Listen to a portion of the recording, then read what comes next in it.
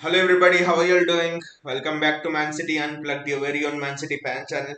Honestly, I do not know if the lineup I put out there is correct in terms of the positions the players will play. I'm still thinking about it. Is Grealish really playing in the midfield, or will Grealish play on that right wing, for example, or will Foden play on the right wing and Grealish on the left wing in his usual position? I hope Grealish doesn't play in the left wing position for sure. If he doesn't play in the midfield, I would want Grealish to actually play on the right wing position because this season I don't think we have seen Pep Guardiola give Grealish a chance on that right wing, right? And honestly, I think the right wing position is still up for grabs. Mahrez hasn't been in form.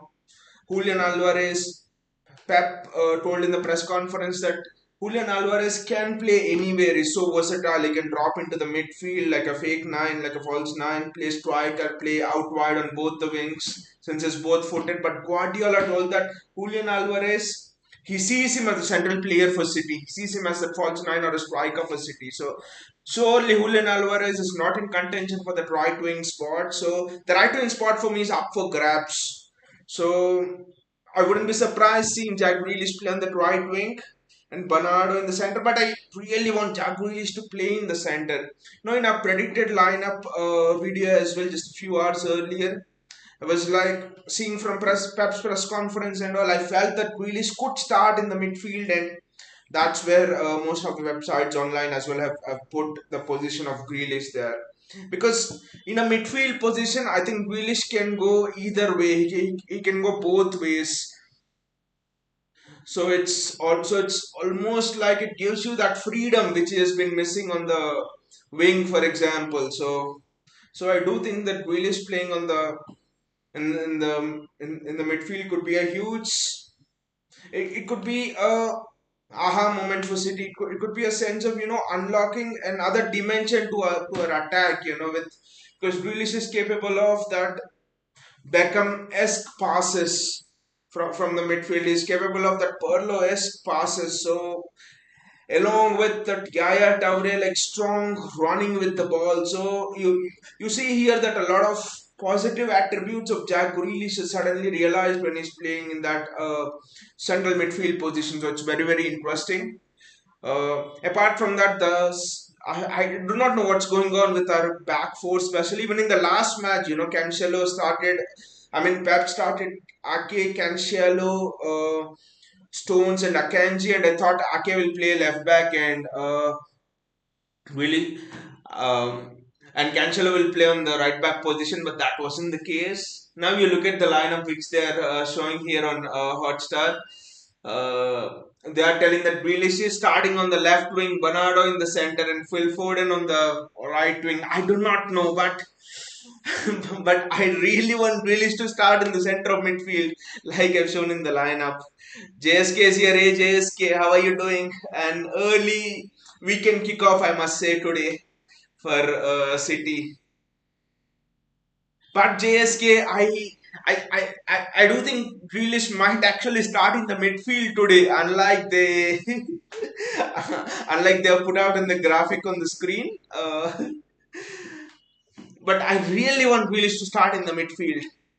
And John Stones at right back, this is something else which I don't understand because you've got Sergio Gomez. Okay, I understand against Dortmund he did not play Gomez, but at least here you play Gomez, you play Cancelo, you play Akanji, either Diaz, Stones, or Ake partnering him. That would be a perfect back four, right? Gomez on the left and Cancelo on the right. It would just elevate your innovativeness because right now it's almost seeming that you're just having a single way of unlocking your opponents, which is by finding Erling Haaland always. So I know that is going to work most of the times because Haaland is one of the best, if not the best strikers in the world. But there will be an opponent, there will be a team that will stop it, that will stop that kind of a service. Then what you're going to do, you need to find out innovativeness from the flanks, from your fullbacks. Sergio Gomez is the perfect one for that. So I'm surprised by a few selections still. But one thing I've not been surprised is Drill is starting again because It's all about the confidence of a player, and if Pep would have left him out in this match, it would just be a massive downvote from Pep's side to Jack Grealish, and we know Pep doesn't want the confidence of his players to be damaged. So that is one reason why Grealish is starting. JSK saying Alvarez is leaving next season to Barca. No way, JSK, no way. On Julian Alvarez, I was a bit frustrated with Pep that he didn't start him, but then thinking about the way in which Pep slowly beds in young players, no matter how talented they were. You remember Leroy Sané, right? He was already very talented when he came to City, but Pep took some time with him, and he only got regular starts towards the fag end of that first season and into his second season, right? So I think Pep has that kind of a plan with Julian Alvarez. So I think we must trust Pep on that. Must trust Pep on that. And also I think with Julian Alvarez, Pep knows that he has to play a false nine kind of a game because this link up play is almost as good or even as better as Harry Kane. So so I actually think Julian Alvarez will start regularly, but he will take time before starting regularly. JSK says then why he's starting Haaland and Ford in 24/7 because the link up JSK, he really wants that link up, that connection to form, and he knows that when that correct connection between Foden and Haaland is formed, then it's very difficult for opponents to stop City. And also he's starting Foden because we do not have any winger like him who's direct. Who are the direct wingers? Mahrez not as much direct, Grealish not as much direct, Bernardo, if you consider him as a winger, not as much direct. The only direct winger you have in the team is Phil Foden. So in a way, apart from Julian Alvarez, of course. So I think in a way, Pep is also forced to start Phil Foden because if you don't start Phil Foden, what are your options? You maybe start Grealish, Bernardo. You maybe start Mahrez, Grealish, Mahrez, Bernardo. Taki, it just becomes so predictable, right? And also, I think in the Athletic, there was an interesting article just after the Dortmund game, which was talking about how playing both Grealish and Mahrez at once makes City so much predictable. So, in a way, Pep is forced to start Phil Foden, I think, every match. JSK says, why don't they try Foden, Haaland, Alvarez? That's the mystery. That's the $1 million question, JSK. I do not absolutely know why he's not trying that combination. Because whenever he has tried that combination, I think Crystal Palace second half, Dortmund second half, Nottingham Forest second half. I mean, whenever he has tried that combination, it's looked brutal. It's looked absolutely ruthless, that combination of Foden, Haaland, and Alvarez. I do not know why he's not starting him. Maybe I think Pep will unleash that formation in the second half of the season, uh, through your Januaries and through your Februaries when everything just gets heats up. We play more in the last stages of the Champions League and stuff like that. I think Pep is holding some of his cards close to his chest, and one of that card could be Julian Alvarez, a surprise package,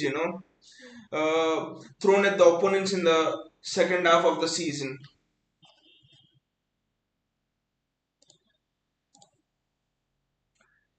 But this encounter, we have to win it. I think because you'll then put pressure on Arsenal. By the way, some of their fans think they are title contenders and stuff. So it's vital for us to win this game and go on top of Arsenal and put pressure on them just to see how do Arsenal respond under pressure. Do they crumble under pressure? They lost to United. We've seen it, but let us just show them even this early on in the season how table pressure can be. I honestly think that Aymeric Laporte might find it difficult to get back into the team when he comes back from injury because there's no straight way in. Because Aymeric Laporte is not the best left-footed defender right now, at least at City. It's Nathan Ake. I think he has more physical presence. He has more assurance in 1v1 situations. He's more composed in 1v1 situations. Nathan Ake. Most of the times he makes the right decisions in 1v1s, which is 1v1 situations are not the biggest strength of Aymeric Laporte. So Interesting, and this will be a big game for Ruben Diaz as well because that Akanji partnership is so good that if Diaz doesn't have a good game, Pep might actually be forced to play Ake and Akanji much more often. And you can also understand how much Pep is impressed with Manuel Akanji with the fact that he's starting John Stones in that right back position. Stones can't find a way. I do think one of Akanji and Ake will start all our games. Both can start in some games, but at least one of them will be present in in a game from now on. Vinay says, why no Alvarez? That is the question, Vinay. That is the question on the lips of everyone of all City fans. I do not know. In the press conferences, Pep is always singing lavish praises of Alvarez that he's very, very good, but is not starting him. Rodri with the ball. Wolves are pressing us high. This is interesting. Wolves are pressing us high. Wolves are pressing from the front here. Guard is the striker. Let me just look at the formation. What we are playing is Cancelo is playing on the left and Ruben Diaz in the center. That's a ball giveaway. I think it was a poor giveaway from Rodri, but he retains the ball back and it's given back to Kevin De Bruyne. Phil Foden, Kevin De Bruyne. What a goal! Jack Grealish scores! What a goal! Jack Grealish, right before even it's the first minute, Jack Grealish is on the score sheet. How much has he needed that for his own confidence? And what a cross!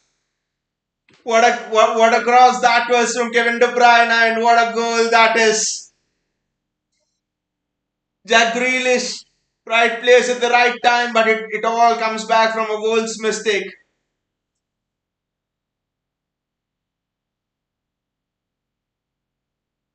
Excellent overlap between Foden and De Bruyne, and Jack Grealish scores. And what a back heel by Phil Foden. He just fooled everyone. Just fooled the fullback.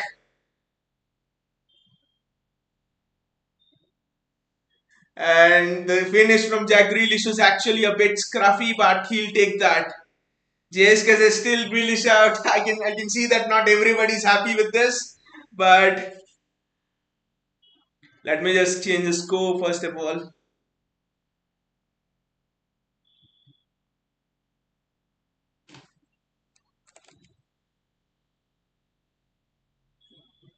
I mean, the one thing which we will see for this go, I mean, in this match is how aggressive is Grealish in these 1v1 situations. So that is one thing I'll absolutely want to see from Jack Grealish. Okay, he scored the goal, but that aggressiveness of taking on the defender, we have not seen him since he has come from Aston Villa. So that is something that I'll keep a keen eye on. Look at that. Jack Grealish is already full of confidence. Is already, feeling that sense of euphoria.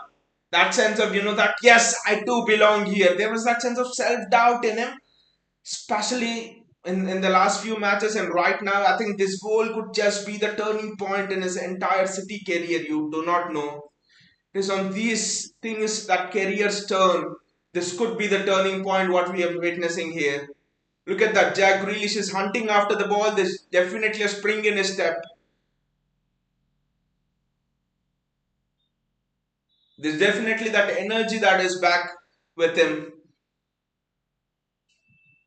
JSK says Chelsea fans, and we have same frustration on Howards and Grealish respectively. But I think we have a bit less frustration on Grealish than Howards. John Stones 1v1. That's an excellent save from Ederson. I would say it was a smart save. I know it was on his near post. But then JSK, I think Chelsea fans are much more frustrated with Havertz because Havertz has been in. I mean, whatever I've seen of Havertz, he's been in goal scoring positions and yet he's missed chances. But with Jack Grealish, it's like I think the difference is Jack has turned up in certain important. It's a Wolves corner that's well defended. Great organization in the back for City that is led by Manuel Akanji. Well done by Kevin to put the ball out, and it's a Wolves throw. But with but with Havertz is been in goal scoring positions and is not scored. But with Jack, I think it takes me back to West Ham away. For example, last season we were down, he comes up with the goods. So there were certain games even last season when he has come up in the big moments actually. So I think with Jack Grealish the thing is lack of confidence. He's not able to engage in those duels. He's not even able to get into those 1v1 situations. It could almost be a 1v1 situation there. Foden on the right, Kevin De Bruyne. De Bruyne plays Foden in. It's a ball. That ball didn't have pace, or else it was 2-0 City. Erling Haaland was there, almost ready to pounce on the ball. He was prowling like a tiger there in the middle. Foden looks so good. Foden looks so direct playing on this right hand side. A little bit more pace on the ball, and it's almost 2-0 for City. So I think the thing is Jack Grealish hasn't been able to get into those goal scoring positions unlike Howard. So I think Grealish has had a better career at City than Howard, although both have been disappointing. So you could actually judge by.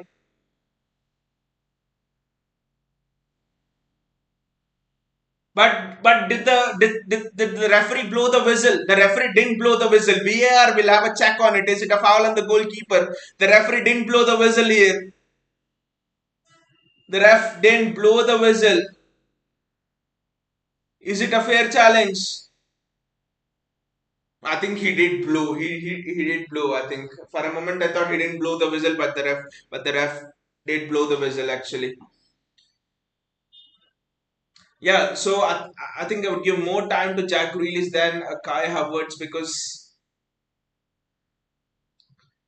Kai Havertz has been afforded, and also another thing, Havertz has been afforded his best position at Chelsea, right?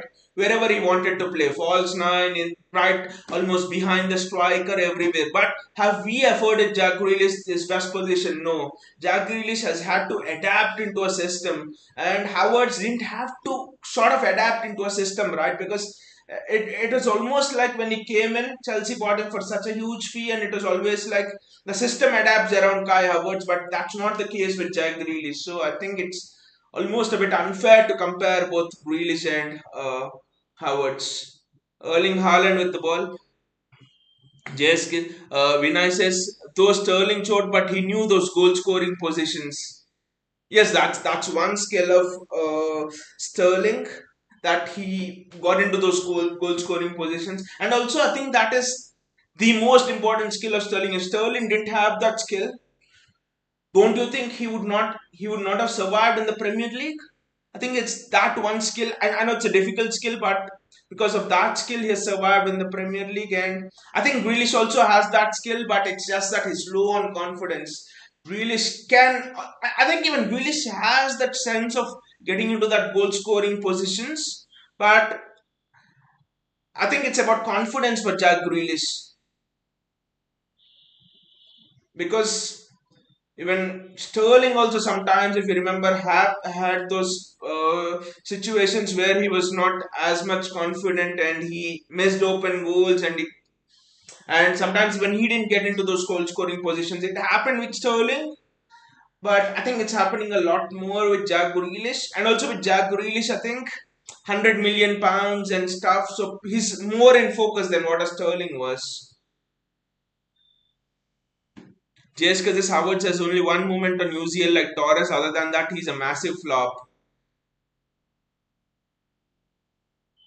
Wolves running very strongly with the ball. Manuel Akanji does very well. Very calm, unflustered. He had read the danger extremely well.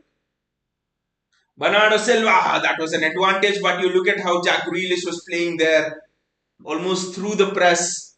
See, those are the best qualities of Jack Grealish. He can literally play through the press, and that is one reason why I really want him down through the middle. This is an example of what he can do when you give him an opportunity to play through the middle, through the press. When you give him an opportunity to run into space, and we have not been able to give him that. And JSK, that one UCL moment also, I still, I have some friends who are Chelsea fans, and even they are surprised that how did Chelsea win that UCL final, because That was one of the most winnable fixtures for City. I'm still thinking, why did Pep not play a CDM there, and why did he play Sterling as a false nine and he made Aguero sit on the bench? Lot of things there. And that UCL moment was also almost an unmissable one, right? If Zinchenko had a little bit of more pace and stuff, that moment would not have happened. It was almost an open goal. Wolves have actually started well. They are taking the game to City, but it's just that one moment of brilliance from Foden and then from De Bruyne to put the cross in. And also you look at the importance now of filling up the box. There was Haaland and there was Grealish, so it became very difficult to mark both of them. Wolves trying to play out of our press, and they're attacking from the right hand side, and that's very well defended again from Joaquin Shallow. Ruben Diaz. Ruben Diaz has been a bit sloppy, guys. It's not what is expected. He's been a bit flustered in this game.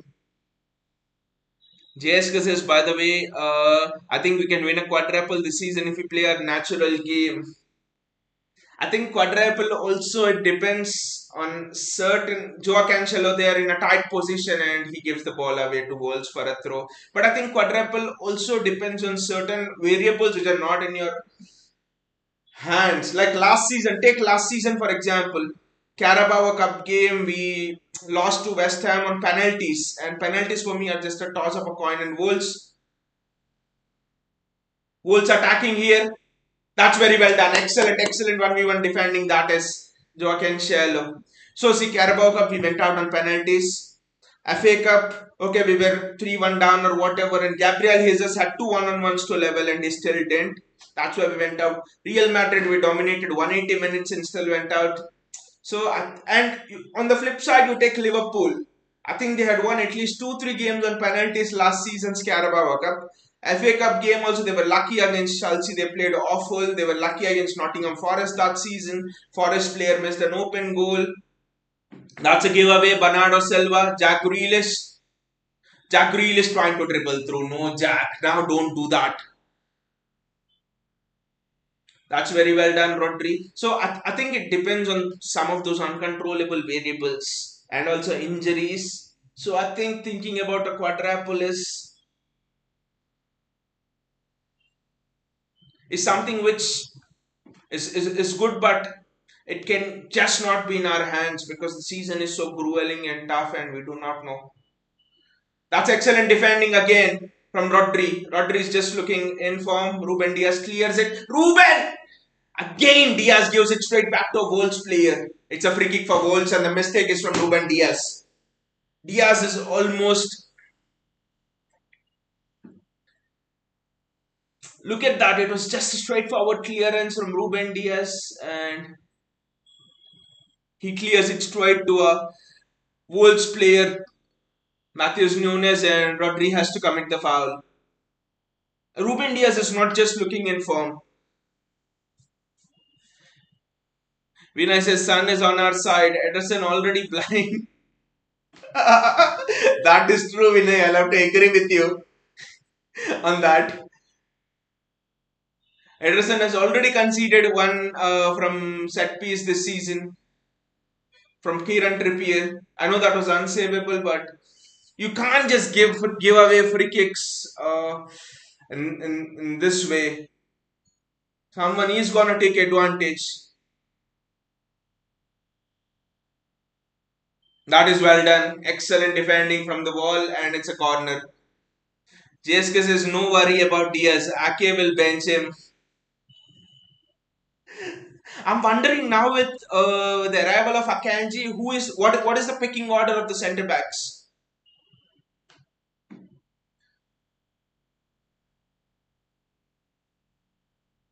Uh, we are defending a corner right now. I don't know why I'm feeling a bit nervous on this corner. I do not know why I'm feeling a bit nervous. Absolutely do not know. And it's good defending and are we out? No, that's a bad clearance. Just not cleared out and that's a goal kick. And I know that Trent and Van Dijk have been dog shit this season, but I think there are reasons for that. See, because Trent, see, for one thing is Trent has always been shit defensively. Jordan Henderson, James Milner in the past, who have played in that midfield positions, have covered up all his shit. And this season they are injured, and Harvey Elliott and Carvalho, they're just not able to do that job. So Trent has is just being exposed. That's all. He has always been shit, and he's just been exposed. Defensively, he's been shit, and he's just been exposed this season. With Van Dijk, I think that injury has played a big part on him. He has never been the same since that ACL injury. So I think Van Dijk been shit, and also this season there's been no midfield cover for him as well. So I think there are a combination of factors where Van Dijk has been shit, but the season, but Trent has always been shit. It's just that someone else has been covering up for him. Jordan Henderson, it's just not been happening this season. Rodri with the ball. John Stones inverting into the midfield. He's almost playing as a central midfielder there. Jack Grealish, Ruben Diaz.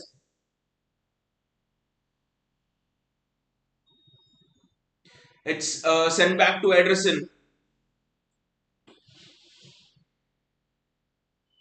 Back again to Jack Grealish, Bernardo Silva, Erling Haaland with the ball. Erling Haaland goes. Erling Haaland goes. Whoa, what a shot from Erling Haaland from outside the box, and Haaland gets his goal. Great finish. That fist pump celebration in the air. Erling Haaland never fails to score in a match. It's a City match. Erling Haaland always scores. What a goal from Erling Haaland. It was all about the build up from the back. Golazo. Pepe still arguing something about some tactic actually with his assistant coaches. I don't know what is it, but you look at the way Haaland scored the goal. Look at his dribbling ability. Look at the way he's almost bamboozled the defender. He gave the eyes to the goalkeeper. The goalkeeper and the defender were certain that Haaland would pick out the right corner, but he spit out the left bottom corner. That is fantastic forward play, I would say. Last season we would never have been able to score this goal. That is what a big forward brings to the team.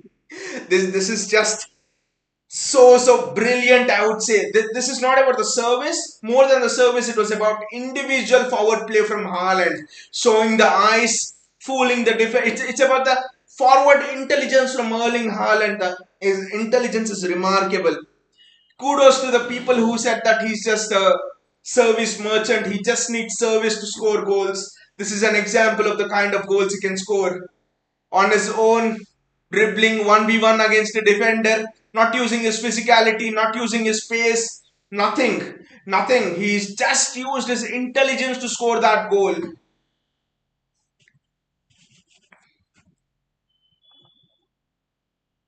I'll just change the scoreboard again.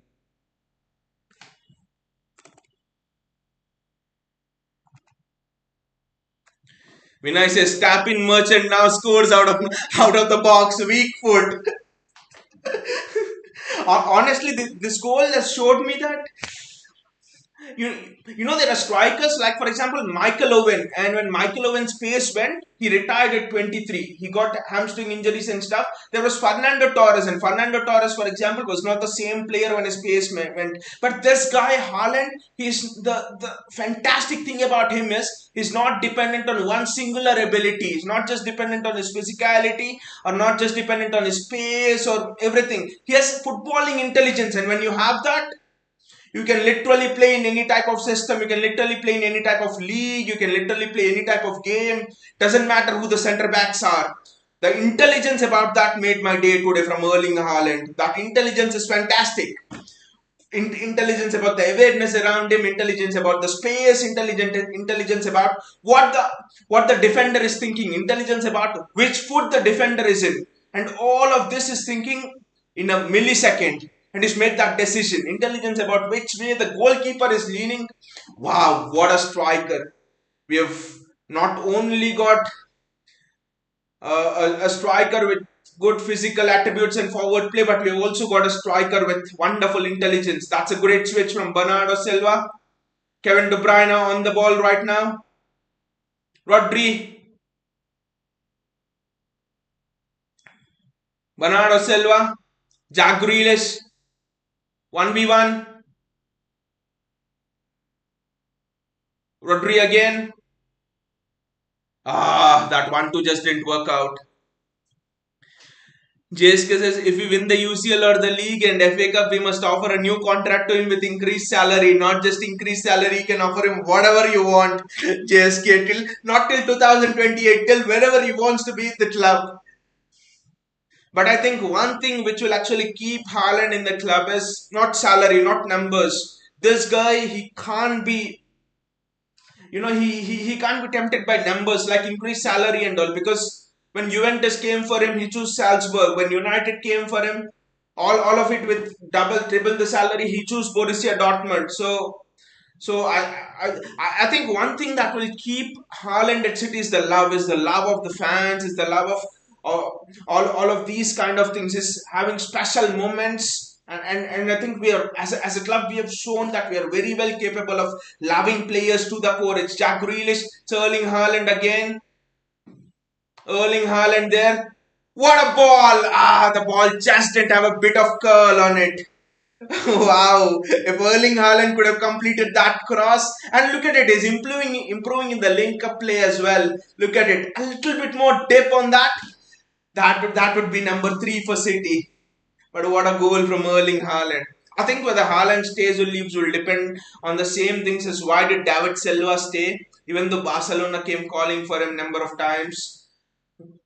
Why did someone like Yaya Toure stay, for example? Why did Bernardo Silva decide to stay this season? Wolves, that Akanji, that is wonderful defending from Akanji. And it's a handball.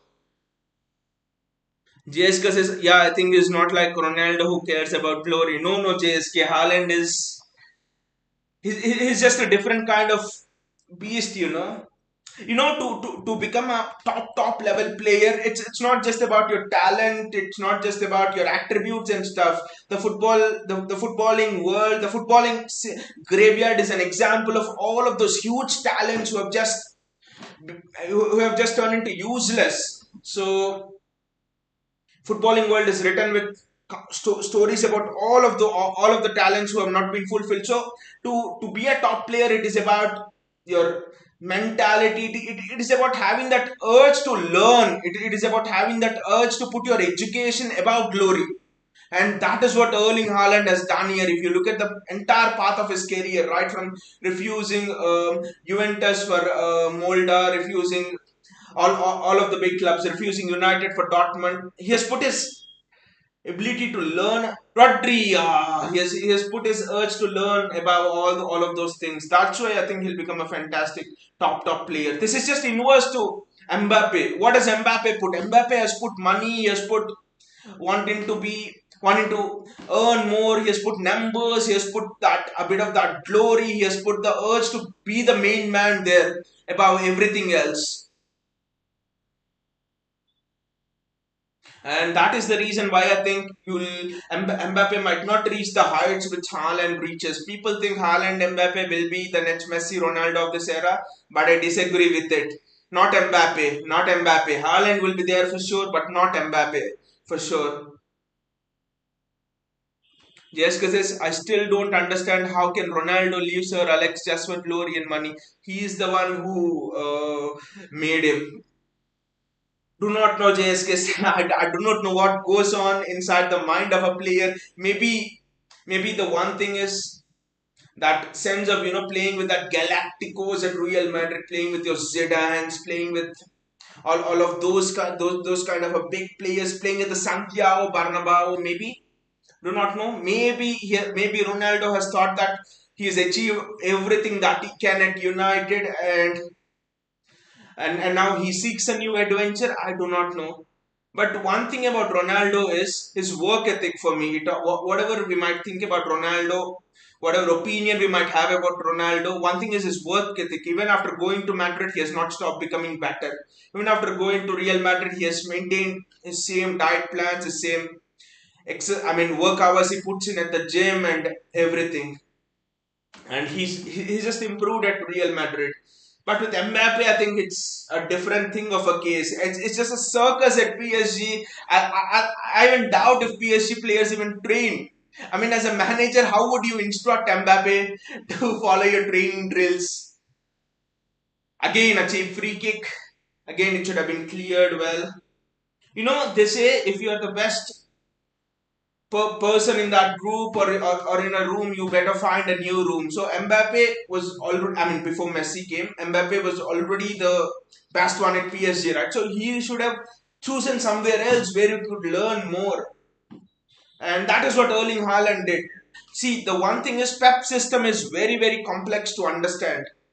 So if you're Erling Haaland, why would you want to come to a system which you would have to put in the hours to learn? You would have to even put in some extra training sessions to actually come to grips with and all. Instead, you could just go to a Real Madrid or wherever where they play the classic 4-3-3, and it's just you fitting like a glove and they just supply you and everything.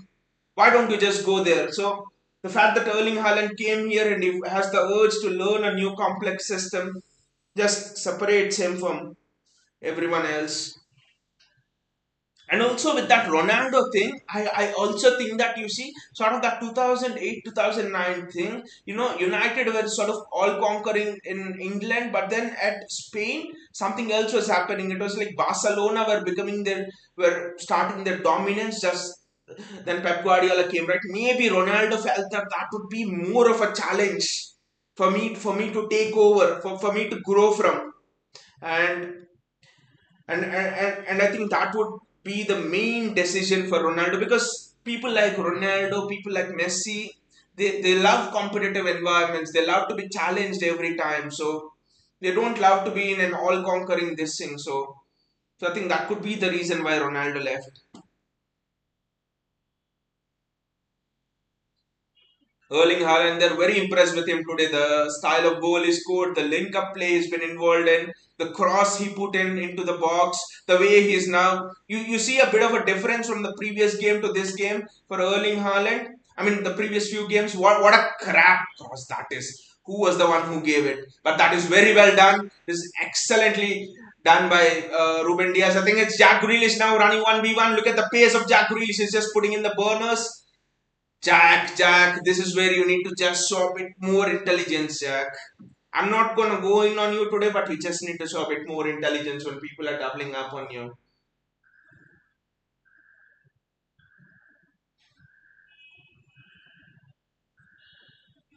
Yeah, with Erling Haaland, he's shown some rotation today, the way he's actually able to move across the pitch, get into a bit of wider positions. The movement from Haaland has always been excellent, but the fluidity across the front three, it's a little bit more today from Haaland. He's gone a little bit more away from that, width of that 6 yard box. JS says, yeah, fair enough. He left United after 7 years. He didn't like 2, 3 years, like people are saying Haaland will leave. It's just, JSK, all of the people who are saying Haaland will leave is half of them are, other jealous United fans. Sorry, not United fans, other jealous rival fans in the Premier League. Could be United, could be Liverpool, everyone who think that if Haaland stays, it could just be almost impossible to stop City. So they just want us to leave. And also then there are other fans who feel that their strikers have not been successful. For example, fans at Chelsea, Lukaku, Alexandro Pato, Alvaro Morata, they just can't digest the fact that their £100 million strikers from the last 5, 6 years haven't been successful. And suddenly our recruitment is inch perfect in strikers. And Real Madrid fans who are like Haaland is not good enough, and the Spanish league fans. So it is these majority of the fans who are thinking Haaland will leave after 2 to 3 years. But for me, he is not leaving anywhere for the next 6, 7 years, because it will come down to the love we offer him, and we know how much City fans will love a player once they familiarize themselves with him. And I guess we have already familiarized ourselves with Erling Haaland, so they will love him to the core. It's the same love that Bernardo felt, the way they chanted for him against Newcastle, or in another match, I think.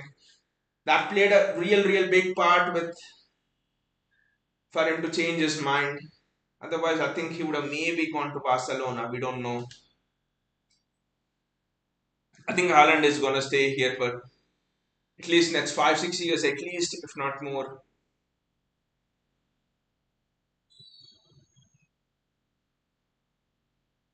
And also, another thing is the way Pep innovates with his tactics and all of those things. Players who come here, they fall in love with the fact that every training session they're learning something new. Every training session they're realizing new things about their positional play, new things about how a game of football can be played, which surprises them. So if you're a professional and every day if you have to go to work, go to practice, and you're learning something new that is really amazing, you just love going to practice, right?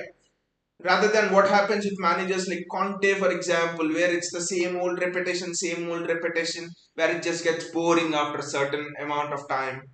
So I think Pep Guardiola being there is also a big difference. And Pep will be there here for the next 3 4 5 years, I think, at least.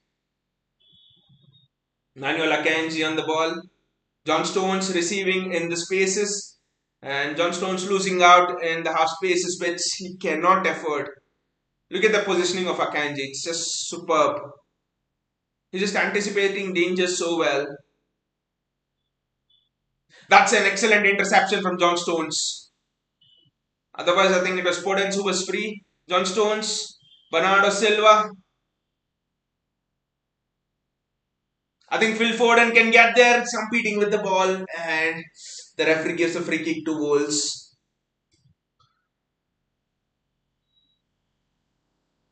Ait Nouri on the ball. He was someone who we were linked to actually. They said he was very good defensively. He is, but he's somehow struggling against the tactics.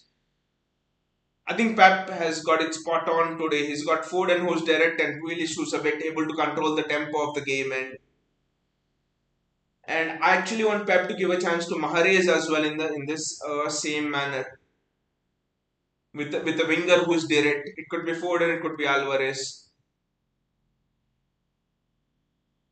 It's a free kick for Wolves. I think one more goal we score without conceding, and I think the game should be done. The game should be wrapped up. Much improved performance, much improved first half from compared to the Dortmund game. And suddenly with Akanji being there, I think we are looking so comfortable and so confident, playing that high line as well. Because with Laporte and Diaz, I know they played that for the majority of last season, but you always look to Kyle Walker to have that recovery pace. But here with the presence of Akanji, you're like, that's fine, Akanji will cover it up. His positioning and everything, superb. People underestimated this Akanji signing. All of the limelight this season was on signings like Fofana, Koulibaly, and who have cost a fortune. That's a foul, ref. That's a foul on Jack Grealish, and that's a red card. Oh, the referee has given a red card. Oh, is it? It's a red card for Collins.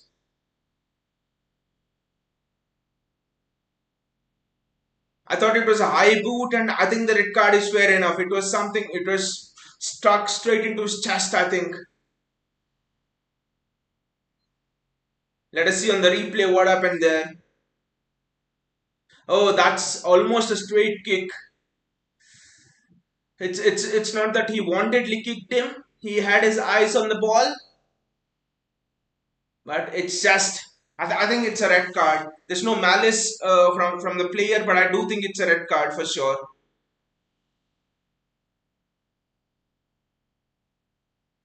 Just because, by the way, rival fans call Haaland Majin Buu, who's a character from Dragon Ball Z. They're now, even Gary Neville was calling him Thor or something. A character who just picks up people and just throws him. He's that physical. That's what Gary Neville called him on his podcast. So I think now people are labeling him after cartoon characters and all. He's just so undescribable. They just can't know how to defend against him. Is VAR checking that?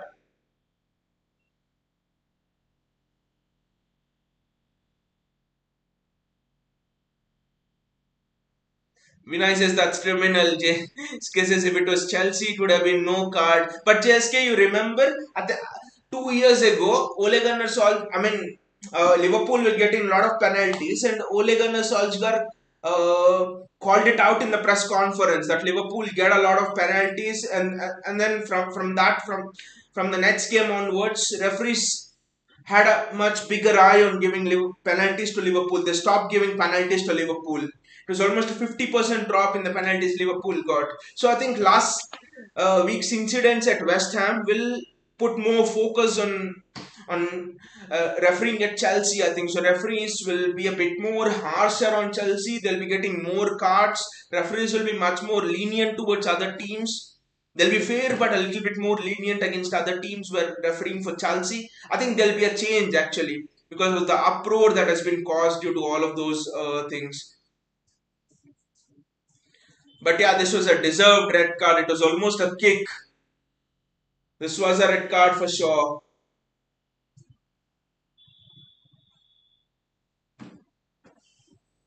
Neves, I think, is explaining to Jack Grealish that there's no harm intended in it and all, but that is actually a very very dangerous play. The studs went into his chest a little bit, I think. So look at that. That is criminal. That kind of thing can't be allowed. And it's just 35 minutes gone. So the match will be interesting here. What Wolves will do. I honestly think it will be a bit more difficult for us to break down Wolves now because they'll not be looking to attack at all. They'll just be going back and sitting in a shell. That's a foul in Wolves' favor. Just because it's Anthony Taylor, no matter what he'll try to do at Chelsea at every possible way. Yes, there are some referees like that who will. I think even United fans don't enjoy Kevin Friend as a referee. They don't enjoy Anthony Taylor as a referee. There are one or two referees like that. But for me, for City personally, my favorite referee is, Michael Oliver. I always enjoy when Michael Oliver is the referee. You remember that Aston Villa game, last game of previous season when he won the title, he blew up early.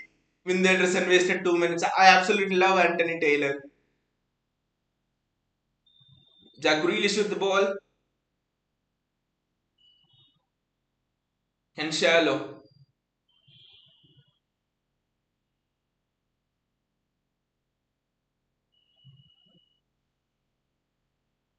Manuel Akanji is coming much more forward now. Ruben Diaz, Rodri. Now I think it's just a training game exercise. I think nothing more than that.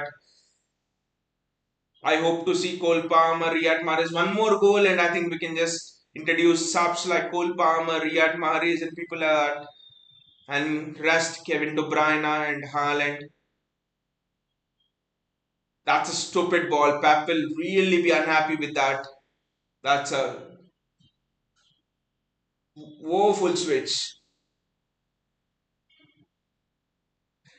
JSK says Michael Oliver, only sensible English referee, always from City fans, at least from City fans' point of view, he's very sensible. I think Michael Oliver has to be one of the best referees in the league as well.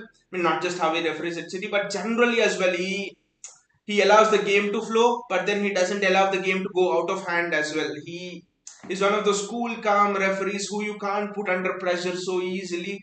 He always responds with a sane head. Kevin De Bruyne, almost. Foden was almost in.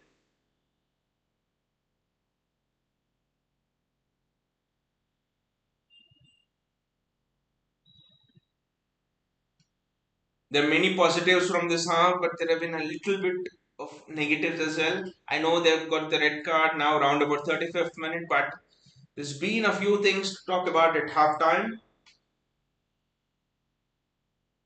But the positions which John Stones is picking up is very interesting for me. That was a good shoot from Podence. He's just given the eyes. Just like Haaland did, he's given the eyes to John Stones, but he was not able to give the eyes to Ederson. I think maybe Ederson had it covered. But again, I think Stones has to do better for that 1v1 defending. You just can't allow Foden to dribble inside like that. I think we have conceded a goal in a similar fashion to Alan Saint Maxim against Newcastle.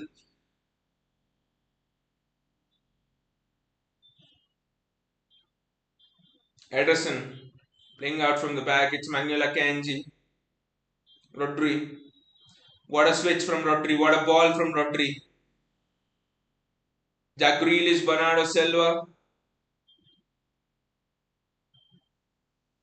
It's Joao Cancelo. Actually, Joao Grealish is on the inside. Look at the positions which Cancelo is taking up. I think that is one of the reason why Grealish has been so good this game. Look at the positions. Cancelo is maintaining the width there. Look at his positions. He's staying as tight to the line as possible. It's John Stones who's inverting, and so that is the reason why Jack Grealish is playing with that freedom. I think I've always been saying you either play Jack Grealish in the midfield or you play a traditional fullback with Jack Grealish so that Grealish has all that space. So I think playing if you want to play both as inverted fullbacks, then I think Grealish is not the suitable one to play on the wing.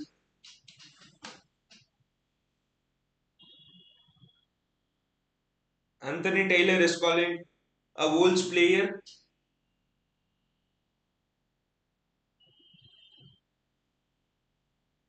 So interesting positions for Stones, interesting positions for Joao Cancelo. But then the question here is, aren't we limiting the play of Joao Cancelo by offering him that role of staying out wide? And that is the reason why you play Cancelo on the right, because it's almost his natural position, right?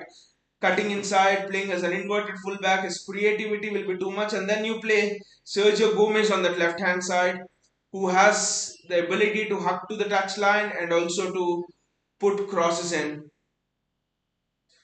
Looks like City have stepped off the gas a bit. We can't concede before half time. Manuel Akanji, look at his pace. Look at the pace of the guy. Wonderful. Look at his recovery pace. Even over short 10 yard sprint. Look at it. What he does, what Manuel Akanji does. He just covers the angle off. Look at his physicality. Look at his fantastic defending 1v1. Body strength, covering the defense, covering potence, but not committing himself to the challenge. What a fantastic piece of defending that is from Manuel Akanji. Just because Rico Lewis should come on after 60 minutes. Exactly, Rico Lewis. Yeah, yes, I think Rico Lewis is so comfortable dribbling and cutting inside as well, right? He should give him more exposure. I think with Rico Lewis in the attacking output he produces, just imagine if Rico Lewis plays on the right and Cancelo on the left. That could just be out of this world. Who's playing? John Stones read it well, but Stones should watch his positioning a bit more. I know with Pep playing the inverted fullbacks, the opposition winger is dragged inside because otherwise it would leave an extra number for us in the midfield. But then what if the opponents don't want to dominate the midfield and they're leaving someone on the outside, like Newcastle did with Alan Saint Maxim? Then what do you do? That is the big $1 million question for me. This inverted fullback combination is all right, but what if you have a free winger? That's well done by Manuel Akanji. They're again good defending.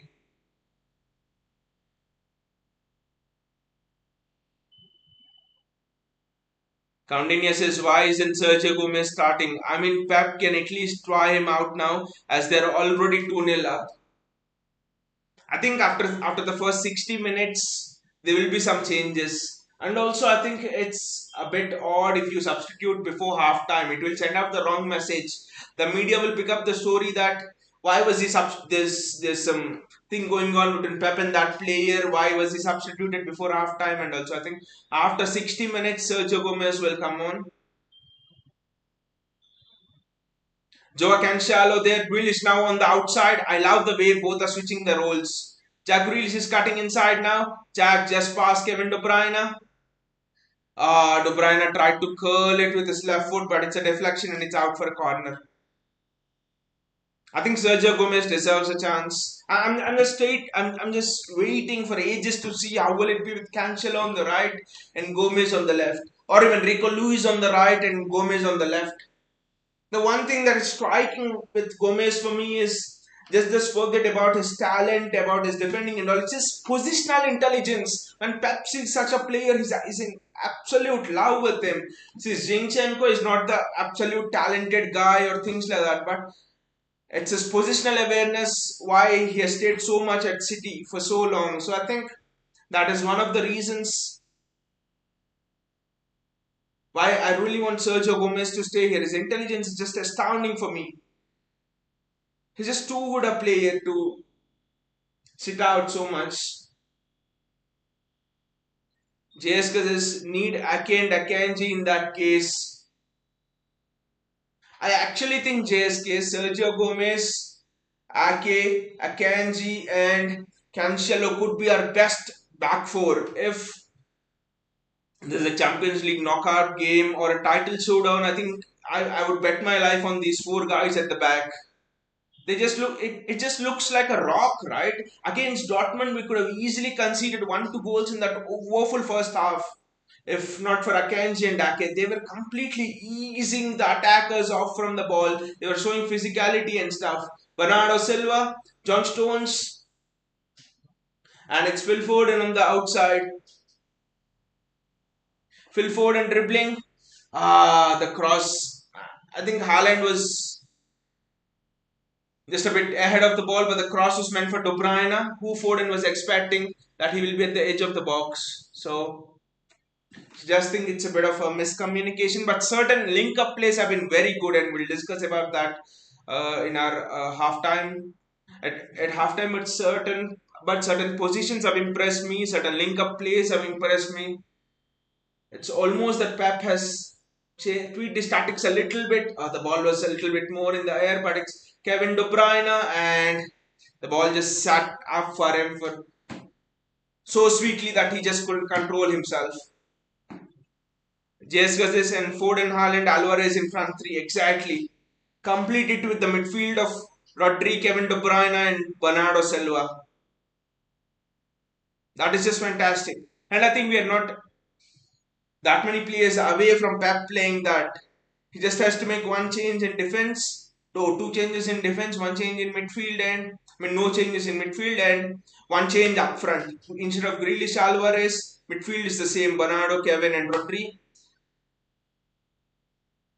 And two changes: Ake instead of Diaz. And with the way Diaz is playing this match, a bit disappointed with him. I actually think that Diaz will be on the bench and Ake will come on for him, because the form Ake has showed, you just can't keep on playing Diaz on his past laurels. Akanji, yes, it's offside, but there's no flag, and Rodri had the intelligence to play to the whistle, and he's just come out with the ball very good, very well.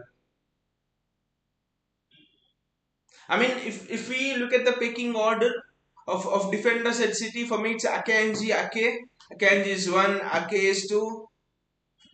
I even think Stones is three, and then Diaz is four. Now we'll have to see how Laporte returns, in what shape, because those surgeries can always be a bit tricky. Just like Van Dijk wasn't the same player after the surgery, so you can't say. But at least excluding Laporte, I think Diaz is last in the picking order. Even Jones, Erling Haaland. It almost fell for Erling Haaland. Almost Erling Haaland had a brace, and the referee blew right inch perfect to the second. Erling Haaland almost had a brace before the whistle blew. Satisfying half, I would say. Okay, Wolves got the red card, but even if you take the state of play before the red card, in the first 35 minutes, which is what will be judged on in this match, and at least for this half time, I think we have almost been perfect.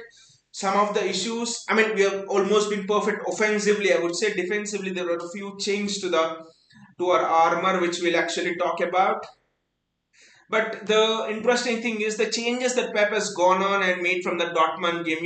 One thing is it's very brave of Pep to go and play Jack Grealish there when Julian Alvarez has actually impressed you after coming on in that Dortmund game. All of the fans are calling out for Alvarez to play. Press conference questions have always been about Julian Alvarez playing. So it's actually brave of Pep to start Jack Grealish, and even more braver of Pep to start Jack Grealish in that midfield position. Sorry, in that left wing position, because imagine a scenario where the game is nil-nil at halftime, and all of our discussion would have been, why is he starting Jack Grealish? What the hell is Pep doing? Instead, start a Cole Palmer on the wing, or all of those things. So, very, very brave of Pep to make that decision. Silva is here, he says, why not Mahrez, bro? I actually think Mahrez has. The thing with Riyad Mahrez is I actually think Mahrez is not as comfortable interchanging positions. He is not as fluid, and Pep realized that this game needs someone who is a bit comfortable, stepping into the midfield. I mean, interchanging with Bernardo Silva in the midfield and going on the outside, cutting on the inside. See, Mahrez is not that kind of a fluid player, and also Mahrez is out of form.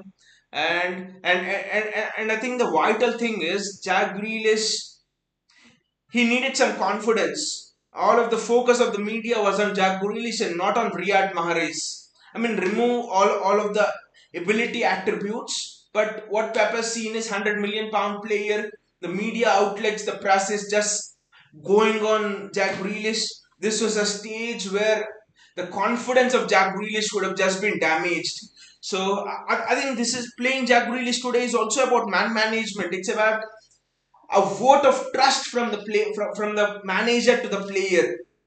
That I think Pep has gone on to Jack Grealish, and he has seen that Grealish is a kind of personality who needs an arm around the back. He needs to be backed when all of the criticism is against him. See, there are players like Leroy Sané, for example. What did Pep do with Leroy Sané when Sané was dropped from the German squad? Everyone thought that Pep would come out in support of Sané and blame the German team and all. What Pep said then was Sané needs to improve more.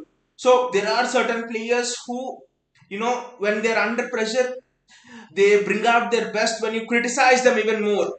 It's a style of man management, but Grealish is the kind of player who needed an arm around the back, who needed a vote of confidence, a vote of thanks from his manager, a vote of support telling that the media may be against you, the entire country might be against you, but we are for you. So I think that is the major reason why Grealish is starting over Mahrez. The ability things, the tactics, rest all are actually secondary. Silva says he has performed and won match for you many times. Cheska says Mahrez is more like a bench player now. Better players have come into this place. Silva, another thing actually is that Riyad Mahrez is transitioning out of the team. What Riyad Mahrez is around 31 now, or he might be a little bit more than that. So he has just been offered a 1 year contract. So the terms in that contract for sure would have been, that you will get more minutes on the bench this season than in the starting lineup, but you will play certain important games due to your experience and stuff. But this season was meant to be a transition between Cole Palmer and Riyad Mahrez, just like Fernandinho Rodri transitioned, Fernandinho helped Rodri come into the team. So I think it was told to Mahrez before the start of the season about his role and the minutes he would be getting this season and stuff actually. So I think that's not a surprise actually. It might be a surprise for people who don't watch City much, but it's not a surprise for us City fans. Bayaji says, perfect time to bring on the likes of Gomez, Palmer, and Alvarez. Exactly, Bayaji. It's the perfect time to give them some minutes, because it's criminal that you're. I know we have been saying this throughout this stream, throughout the Borussia Dortmund last time stream, that it's criminal to not give Sergio Gomez some minutes, especially the kind of play he has displayed against Sevilla. Uh, Alvarez, it's just out of my mind. The only thing here is, I think we trust Pep on the judgment on Julian Alvarez. Maybe Pep thinks he does not want to rush Julian Alvarez. So I think he's managing Julian Alvarez a bit well. He knows the talent is there, but we have seen in the past talented youngsters rushed in very well, very fast, have a couple of good games, and then the drop off is so imminent, the drop off is sudden. Maybe Pep thinks that Julian Alvarez needs to be gradually introduced into the team actually. So on Julian Alvarez thing, the only thing I can say is we actually trust Pep in terms of what is trying to do. Silva says, bro, Sane is a very good player now. I mean, you can't just judge Sane based on that goal he has scored against Barcelona and all. Just look at the past season what Sane has done at Bayern Munich, and this season starting what Sane has maybe done in the starting of the season. He's just gradually getting into grips there, but he actually struggled heavily last season. A lot of criticism. There are aspects of play which Sane needs to improve still. That is the reason why Pep also always thought that. That's why Sane wasn't a regular starter at City, you know. If we have really improved in various aspects, Pep will start you. So Sane, there was that kind of a problem, you know. Sane already thought that he was almost at the top at City, and you know, Pep called it out, and Sane didn't like it, and then Sane left. That's the story around it, around Sane leaving. But I feel there is an element of truth in it because Sane, I know he's very close to us City fans, but Sane always wanted to. No, he always wanted to the main man, and he wasn't going to obviously get that at City. Bayaji says, is Phillips injured again? When will he start for City? Pep in his press conference has said that Phillips is he has a little bit of a knock. It's interesting because I think Phillips he has got some minutes for Dortmund. Now he's again out for a knock. He got some minutes against Sevilla or the game before, and he was out after that for a while. So with Phillips, I do think that Phillips is, you know, getting to grips with the intensity of our training and stuff like that. You know, sometimes you come from an I know Leeds used to press so much, but sometimes you come into a new team, sometimes you come into a much more intensive system, and the body also it takes time to adjust sometimes. So I actually think that Phillips he he's just in that phase when he's recuperating, his body is also adjusting to this to the demands of Pep system. Silva says he's a great dribbler. Mahrez, so is Jack Grealish, Silva, but dribbling will not come to your aid when two of the defenders are doubling out on you. If just with dribbling you become superstars, then that is not the case. There are some fantastic dribblers in this league. Alan Saint Maxim, for example, is a fantastic dribbler. Dwight McNeil is a fantastic dribbler. There are some excellent, fantastic dribblers who are nowhere near the top. So dribbling is just 20 to 30% of your play. People who do not, you know, the best players they just dribble when it is necessary. When you watch the best players, you'll notice that they don't dribble often. That is because they are way ahead of the game. So I actually think that it's Mahrez dribbles well, but you need to have much more skills than just dribbling to, you know, to get into this Pep Guardiola team regularly. Bayaji says Sunny has more mood swings than a teenage girl, lazy and moody at City. You have put it very aptly, Bayaji. That is a perfect way to put it exactly. The attitude of Sunny, that is perfectly put because Pep mentioned about the attitude of Sunny a lot of times, right? That he wasn't that happy sitting on the bench and he wasn't happy carrying out the tactical instructions sometimes, that he always wanted to cut inside, he always wanted the ball to be passed to him, he did not want to run back sometimes showed his defensive abilities a bit, you know, did not want to stay wide. So I think with Sane it was always like his mood was good for 2 3 games. He had that cluster of 3 4 games where it seemed as if City had got the next Ryan Giggs and stuff, and suddenly for the next 4 5 games he would just disappear. He would just try that little bit more hard. He would lose the ball in dangerous situations. He would not complete take ons well, and no. I think it's. I think even Pep also thought that a player with such kind of mood swings and such kind of attitude is not a good fit for City. Good that we sold him to Bayern, but a part of me still feels that we could have harnessed that talent of Sane a little bit more. But then, like Pep always says, far more the talent. What matters is the personality and her attitude. If the attitude is right, I'm ready to accept even a less talented player. Zinchenko is a prime example. Had one fourth of the talent of what a Leroy Sané had, but achieved three fourths of what a Leroy Sané did till now. So I think Zinchenko is a perfect example of when you can keep your head always and when you can have that optimistic attitude towards life, you can actually achieve far, far, far more greater than people with double or triple or 10 times your talent. JSK says at least Sane was not a Sane was not an idiot like Sterling. That is true, Jace. I mean, as City fans, we actually love Sané more than Sterling in terms of how he loves the club. Still, he puts out a little bit of posts and stuff about his love for City and all. It is just not a relationship that worked out.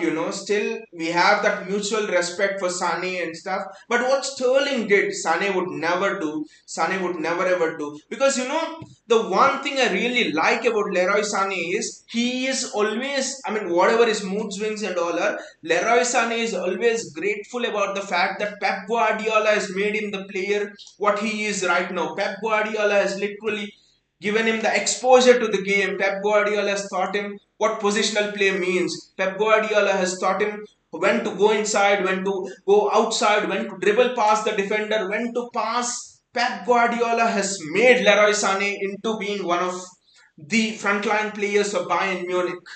So, so I acknowledge the fact that Sané has always been grateful for that. Unlike Sterling, Pep has done a lot more for Raheem Sterling than he has done for Leroy Sané.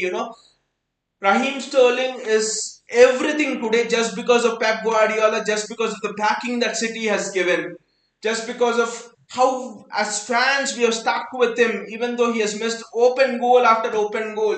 It would not have taken Pep Guardiola much more time to just dump Raheem Sterling after the second game or a third game when he has missed that open goal at the start of Pep's tenure and bring in a 70-80 million pound winger like a Kingsley Coman, Serge Gnabry, whatever, whoever was the best winger then. It wouldn't have taken time, but Pep stuck with him. He arranged personal sessions with Mikel Arteta and stuff to teach him shooting, and Raheem Sterling does this to what he did to City fans, refusing to sign a shirt. Raheem Sterling in the bin for me. He has lost all of my respect right after that incident. No comparison between Leroy Sané and Raheem Sterling at all. JSK says he still respects City and congratulates us after he won the league, unlike Sterling who's bad mouthing. JSK says Haaland will show Sterling his place at Stamford Bridge. Exactly, JSK. Sterling is just he will struggle so much at Stamford Bridge, that too with lack of service. Everyone will know why Sterling used to bloody score those many amount of goals. Especially those deluded fans after they, deluded Chelsea fans after they signed Raheem Sterling. They were like, City might lose the title because they gave away Raheem Sterling. How can City let go of a player who scored 20-24 goals? How a season, how Raheem Sterling scored those goals, everyone knows. It's just tap in, which even a kid could do. All of the hard work was done by Kevin De Bruyne and all, and Sterling missed 60% of the chances we created for him. So Sterling will struggle a lot at Chelsea. And when we play Chelsea, I'm very interested because their centre backs are so slow, and how Erling Haaland will go against them. How if Alvarez plays, he will go against them. It's just gonna be. I'm just looking forward to that clash.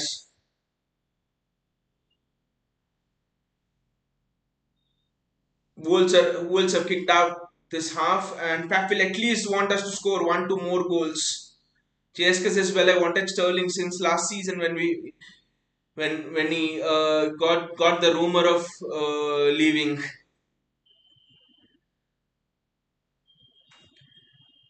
I mean, I would say when that rumor of leaving came, Wolzer on the attack here, Wolzer on the attack. There's a little bit of space.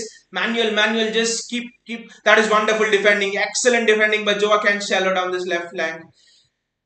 JSK, when that rumor of Sterling leaving came, initially I was like,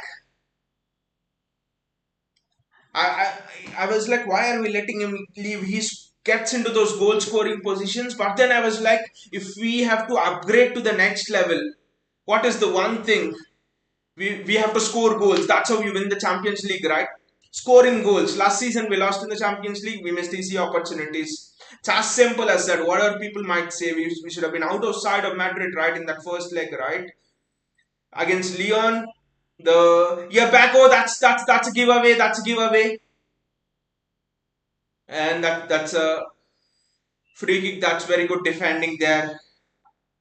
I think it was Jack Grealish with the defending, but that's oh, that was a foul on Jack Grealish there. That's where the referee blew the whistle.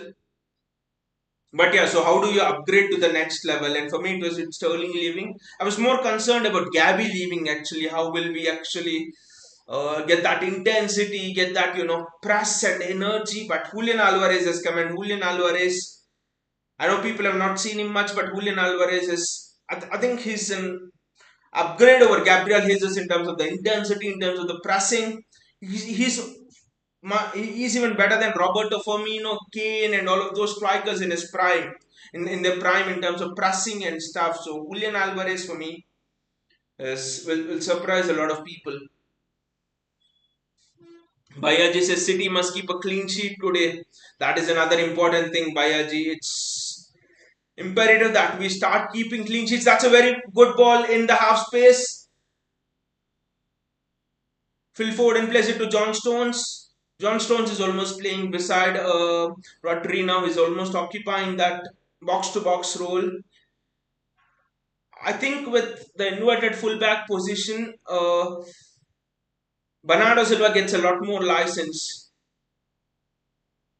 to go forward, and Bernardo Silva has looked that much more creative. Questions are being asked about our defensive nerves, about should City be concerned about the defense and also. I think it's imperative we keep a clean sheet. But I think since I know we considered a lot of goals against Newcastle, for example, Crystal Palace, Aston Villa, we considered a goal when we shouldn't have. But with Akanji in the defense, it just oozes a bit of confidence in me. With him on the pitch, you almost get that sort of, assurance which you always had when Vincent Kompany was on the pitch. Now, I'm not comparing Kompany to Akanji here, but that kind of, you can feel that kind of presence with Akanji there. He reads the game perfectly. He knows when to step ahead of the attacker, when to take 2 steps back and let the attacker come to him. Sometimes Laporte, makes that Laporte and Diaz make that mistake of going ahead sometimes when they should have stepped back and let the attacker come to him. They step up too quickly, but Akanji just seems to, know exactly when to do what. Cancelo does a mistake here, it's been done. It's a good switch down that wide. That's wonderful defending there. But Cancelo's was done there on the far side.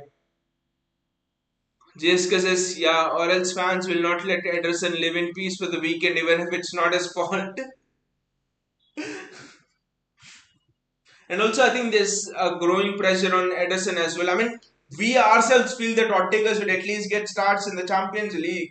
So there's growing pressure over Ederson from all of the angles. So I actually think the clean sheet is so imperative today. And also the midfield looks balanced now with Stones cutting in, Bernardo Silva playing bit more deeper, and also the reason why the midfield is looking balanced is you see John Stones is much better on the ball when compared to Kyle Walker. So City players are having more confidence to let John Stone to give the ball to John Stones as well. Joao Cancelo on the ball, nice interplay between Cancelo and Grealish, but it's Offside. It's that dreaded offside flag which is up. I also think that having someone who's comfortable on the ball and who's assured on the ball in possession in that inverted fullback position also stabilizes our team, because Walker also was losing the ball a bit whenever Pep has played him in that inverted fullback position. So I think that is another aspect where we're a bit destabilized.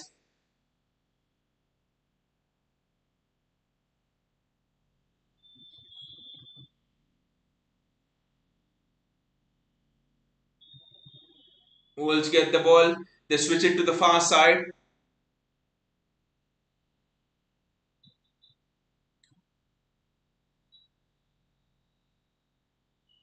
Wolves Pedro Neto has escaped many challenges, but he's just trying to dribble far too much, and I think Wolves get a corner here. JSK says we are not attacking that much this half. Maybe the plan is to sit on the break. JSK, I do not know, but that seems odd, right? But whatever be the case, I want Rico Lewis to come on after the 60th minute. I mean Rico Lewis, Sergio Gomez to come on after the 60th minute, and we must not concede a goal, because one goal and it would just be jingly jangly, because you never know. One goal deficit is, it's football and anything can happen. We are just not looking in our shape this half. We just cannot drop points here. That would just be a robbery if we drop points here. It's Pedro Neto there. It's Podence actually. That's good defending. Kevin De Bruyne with the ball. Kevin. Crossfield pass. That's a throw in for City. That's a free kick for City actually. Actually, JSK, you're right. We just cannot afford to sit back too much. What if Wolves score 2-1 in the 70th minute, for example, or 80th minute, and it'll just be a disaster. The 10 minute, it will again turn out like a Villa, for example. I think we need to get the third goal just so that Pep can bring on youngsters. Erling Haaland there with the ball, and Wolves get the ball back. Wolves get a throw in. I think we need to get the third goal as soon as possible, especially playing against 10 men. I think we need to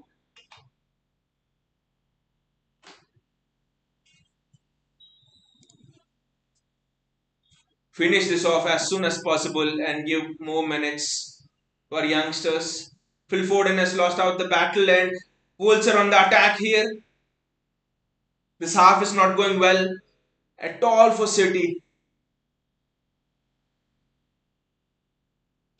It's almost like we are asleep and we are calling out for a goal to be conceded here.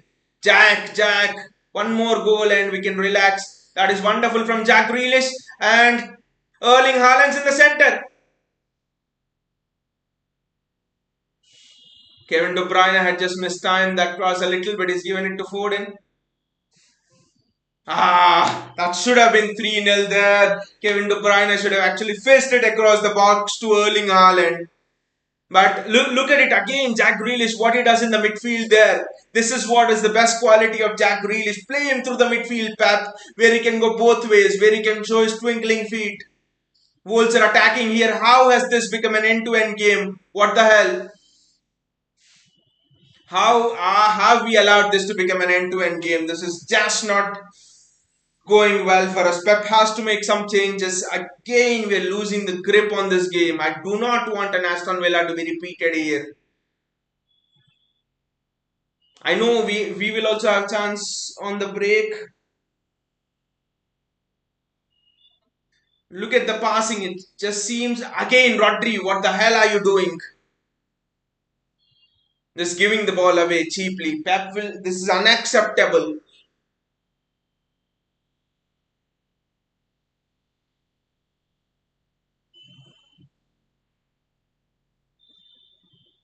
Josesa.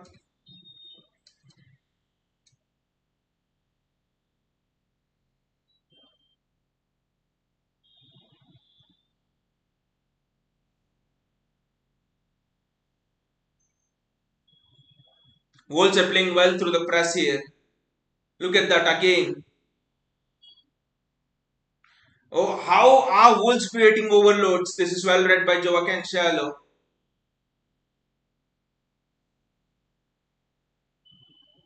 We are just almost on the ropes here. Again, again, it's a poor giveaway. Wolves have a free kick now. It's again a poor giveaway in the midfield. What the hell are we playing in this half? Just not getting to grips with the game. It's Kevin De Bruyne right now. What the hell? We are on the ropes here. I'm just fearing now.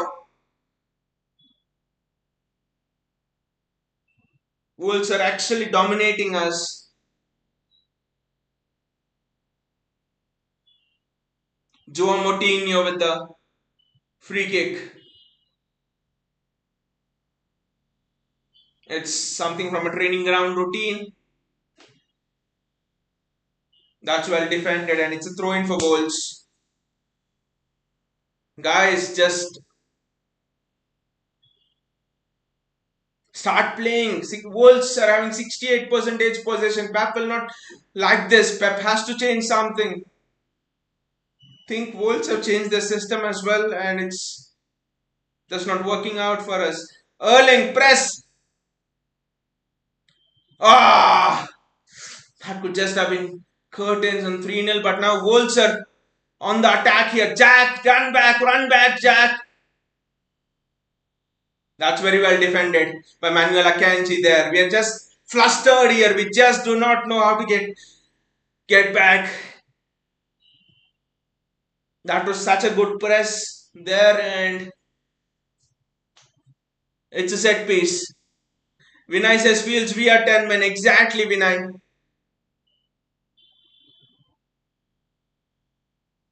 Wolves are having 68% possession. That's just not acceptable.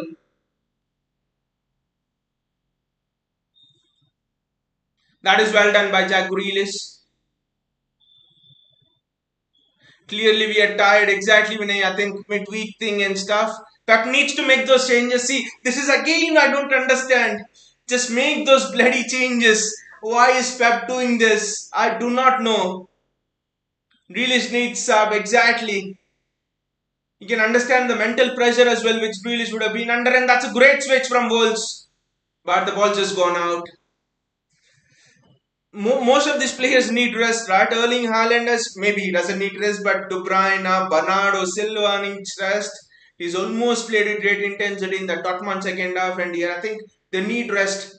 Cancelo needs rest.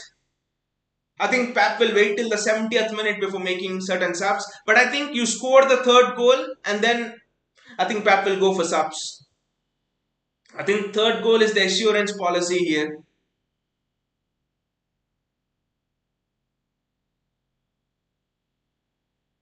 But the way Wolves are cutting us open time and again, it's just like, again, look at it. We have lost the second ball. When have we started losing the second ball? See, when we start losing the second balls, it's an indication of danger. Ah, that would almost have been. Yes, yes, I saw that, Vinay. That would have almost have been 2-1. John Stones looks tired as well. Pep, make the changes, Pep.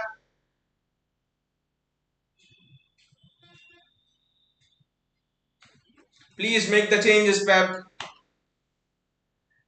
This is just heart in the mouth moment.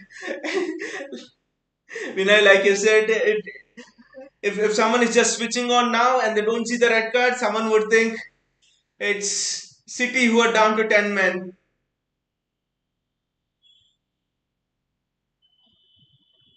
Kevin De Bruyne with the ball. Bernardo Silva. Joao Cancelo. Jack Grealish. Joao Cancelo. JSK says we are becoming United one half FC. There has to be some improvement in this half. Otherwise, we just can't defend for 30 minutes. That would just be too much, right? They're just keeping possession right now. They're trying to play through the press, but one small mistake and Wolves will be through here. John Stones in between the lines. Phil Foden. Kevin De Bruyne. I think they're just teasing City now. Sorry, I think we are just teasing Wolves now. Ederson. Bernardo Silva. This is interesting. De Bruyne is on one end of the pitch, and Bernardo Silva is on the other end of the pitch. I think Ake should come in. I think Ake is the sub we need just to stabilize everything.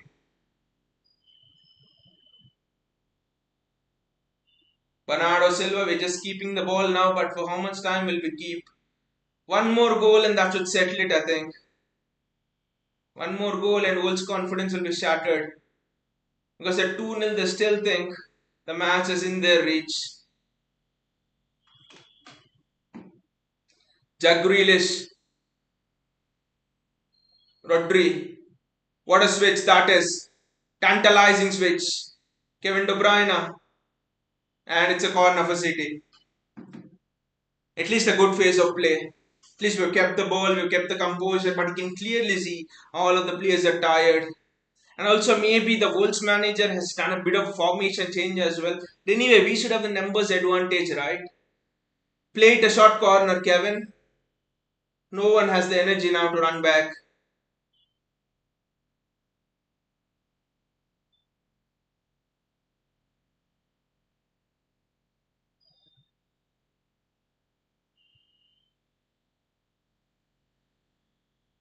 Uh, that's a goal kick. That's a good try from Ken Shallow.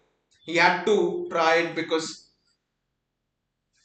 otherwise there was a chance that if he passed, he would lose the ball and then Wolves be back. Wolves would be on the counter. Vinay says Pep is lost, no subs. Exactly. Pep is not at all happy with the style of play. Pep is not at all happy with the way the game is going. Look at that. Pep, make some subs then if you're not happy. Pep is clearly not happy with something that is happening. JSK says at least park the bus if he doesn't want to sub. Yes, and we have one of the paciest forwards in the league. Second ball's Bernardo. Bernardo. Defend, very well defended. Look at that. Bernardo losing the ball. When was the last time you saw that? This is just going crazy, guys. Something doesn't seem right here. If Bernardo Silva is losing the ball in the midfield, something just doesn't seem right. Joao Moutinho is getting out with the ball. It's Matheus Nunes, I think, who's getting out with the ball.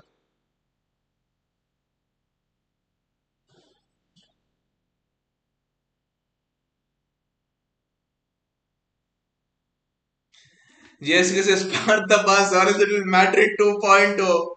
If Madrid 2.0 occurs here, I think it will be very, very difficult for us. All of the rival fans, everyone will be like, I think we will be the subject of interest from everyone. This would be the moment they would be looking for us. And now everything will come back. How can City win the Champions League if they play like this and all? Just bloody defend. And that too, at least Madrid 2.0 happened against 11 versus 11. That is a very good defensive action from Ruben Diaz there. What, they are doing some VAR check now.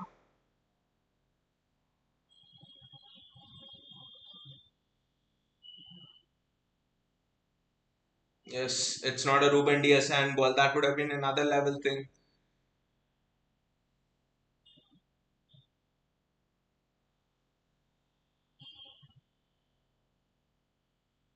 This is again looking like that Aston Villa thing. What has happened there?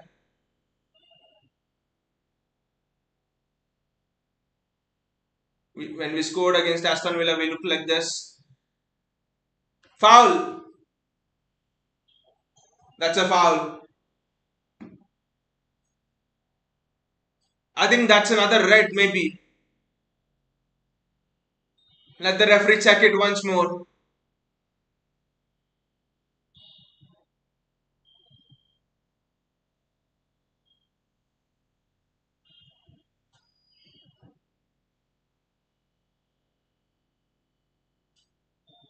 Why is it not a red?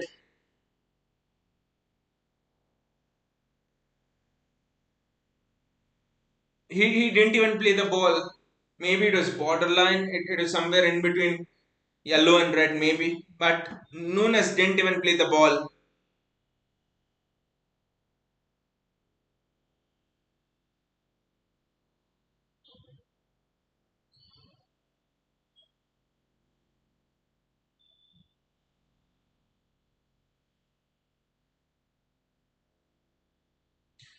Manuel Akanji on the ball. We have been so passive in this half. It comes to me as a big, big surprise. And Wolves are still pressing. Manuel. Yes. We are just playing with fire here.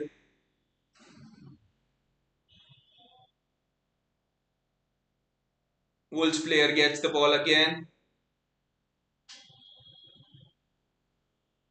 Erling Haaland there. Bernardo Silva. Now City are just putting on the press.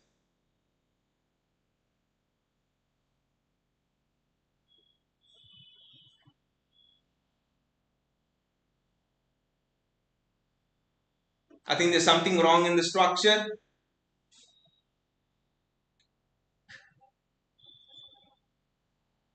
Tap it home! Ah! How did he miss that? Phil Foden should have scored that. How did he miss that? Foden should have scored that. But look at Jack Grealish again, guys. This is the strength of Jack Grealish. Look at him dribbling through the middle. I think that's a corner for City. A bit of a relief, but Foden should have made it 3-0. Maybe the spin was not in his favor, but is it a corner? It's a throw in. But again, look at the just because it's a difficult angle. He can't score from an angle exactly. Yeah, little bit difficult, but you see the strength of Jack Grealish again through the midfield. He's so good. It's another other throw in City. I think why the hell are we just managing the game out in the 65th minute? I don't just understand this. Why do you just want to make it a stressful afternoon for all of your fans? Just give it back to Ederson. Just because only Alvarez and Haaland can score that exactly. Only both of them. It has to be a finish of high quality if you want to finish that.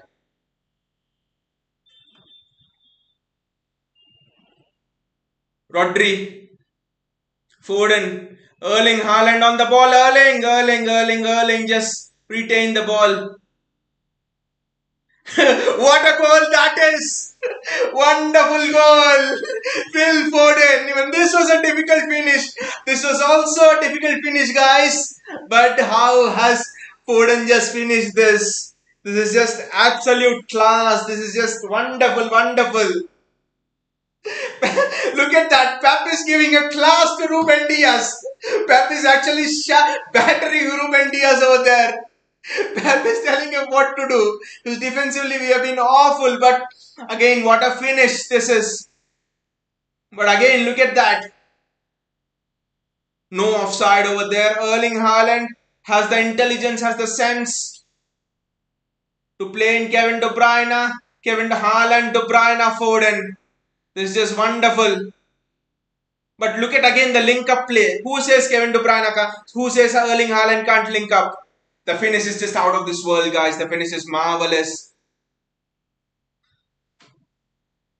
Vinay says Haaland, KDB, Foden. JSK says, so this is the end of Mount Foden debate. There was no debate between Mount and Foden. Never, ever. Arsenal fans will say Saka is better than Foden. But there was never a debate. Foden has always been above the crop of all of the young players of English young players who have come through. Foden has been something else. Look at the directness and things like that. I know Foden has to learn how to maintain the tempo of the game and stuff, but when he's direct, he doesn't lose the ball and stuff.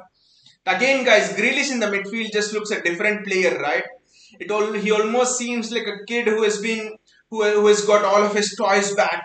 He just looks so good. He looks like he has been given a new lease of life. Jack Grealish, I'm just loving Jack Grealish in the midfield, the way he's just dribbled through under absolute pressure just before that goal. Another assist for Kevin De Bruyne. Yes, thank you, I'll do that.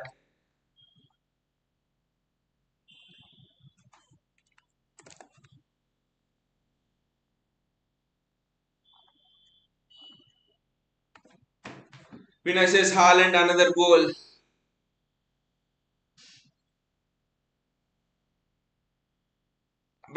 think that maybe Pep will take off Haaland and bring on Julian Alvarez now. That we have even got the third goal. There'll be no excuse for Pep if he doesn't make a substitute in this match. I do not know.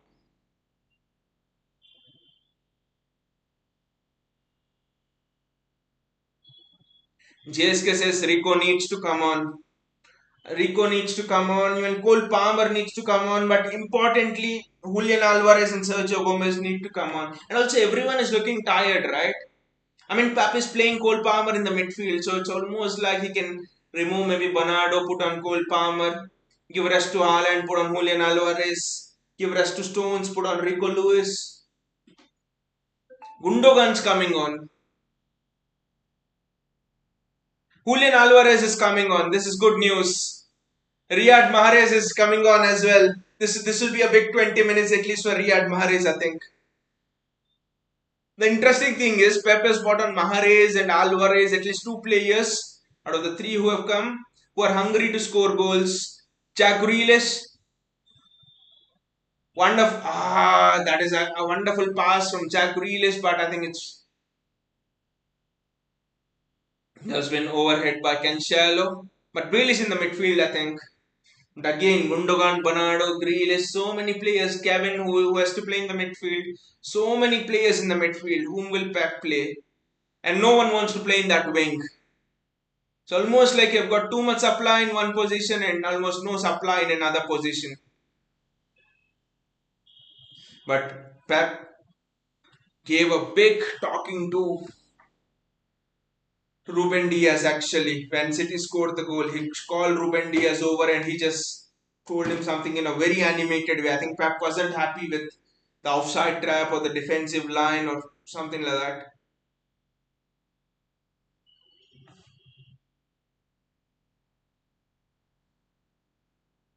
Vinay says KDB still in. No, Vinay, I don't think KDB is still in. I mean, I'll just check, but they haven't shown the substitutions yet. But I actually think that KDB is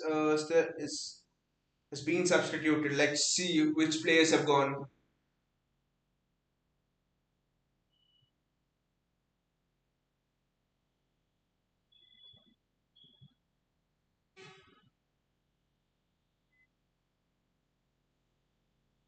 Yeah, it's Bernardo Silva, Kevin De Bruyne, and Phil Foden who have been taken off. So KDB is substituted. Interesting that is left Ruben Diaz on the pitch. I actually thought even Diaz would be substituted, but then maybe Pep thinks Diaz needs minutes. And another interesting part is he has also let Haaland be there. So maybe he wants Haaland to score another goal. I somehow feel that Haaland will score another goal here.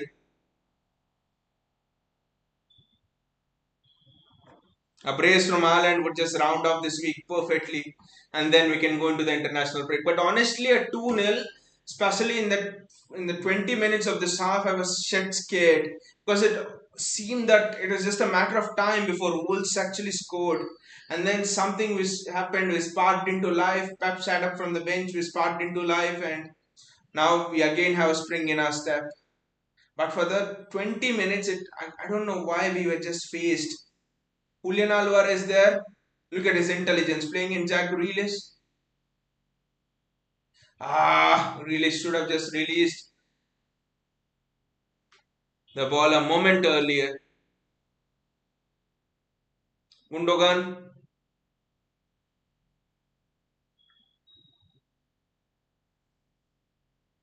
Jack Grealish is now winning all of the duels. Grealish is just looking like the orchestrator in that midfield now. That Kevin De Bruyne and Bernardo Silva both are off. Midfield of Grealish and Gundogan. That is interesting.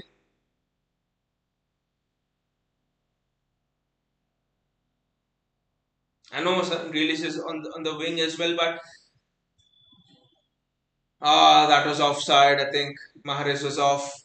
But again, that was an excellent ball. It was just that Mahrez didn't time his run. I think Haaland did, but Haaland could never have reached the ball. JSK says he released all his frustration of 14 months. But still, I think the wing is not the best place for him.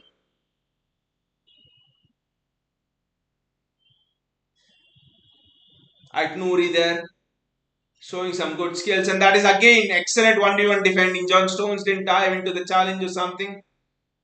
Erling Haaland holding up the play well. Julian Alvarez, Julian Alvarez. Oh, I just thought that Haaland will play Julian Alvarez in. Erling Haaland with the ball. I just thought that he had more time and Kelman was back to defend. But again, this is the question, guys. How will Pep fit in? Bernard Cole Palmer is coming on. This is again what we wanted. No Rico Lewis, but Cole Palmer is coming on. But and Jack Grealish is going off. I think Rico Lewis, John Stones also should have been that one. But Foden's been very good today. A back heel pass and Grealish scoring and also that finish was excellent from Foden. But Grealish is going off and Cole Palmer is coming on. I mean, the spaces in which Pep is playing Cole Palmer is a very fascinating thing for me because he's playing Cole Palmer in that midfield role as well. And remember, we have James McAtee, who's also a midfielder. So the midfield role is almost filled up. So it will be interesting how Pep selects personnel. But I think here Cole Palmer may just play on the wing. We do not know. Cole Palmer right in the thick of action. Palmer gets the ball back. Cole just face the ball in. Uh, he's just given it to Riyad Mahrez and the ball goes out for a goal kick. Sorry, for a corner for us. But that's again intelligence from Cole Palmer. Mahrez at the edge of the box. We've seen him strike those in the past. Riyad Mahrez with an in-swinging corner.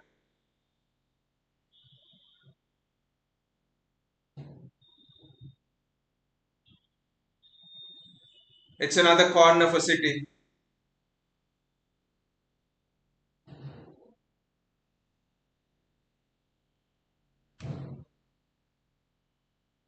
Again, they are trying to push Erling Haaland.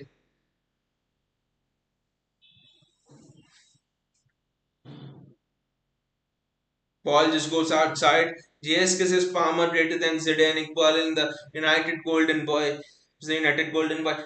I mean, again, Cole Palmer is. I think right now, I mean, Phil Foden has made the transition. So right now, if you see the best young player in the Premier League, in terms of someone who is just at the youth level and who is just coming up, I think it has to be Cole Palmer. I don't see a bigger talent than Cole Palmer. Not Zidane Iqbal. Zidane Iqbal is nowhere near the levels of Cole Palmer. You see Cole Palmer in the experience he's had. Scored in the Champions League, he scored in the FA Cup match, he scored in the Premier League, he's assisted in the Premier League, I think. Riyad Mahrez just trying to do too much on his own. I think Mahrez is also desperate for a goal. He should be. Manuel Akanji,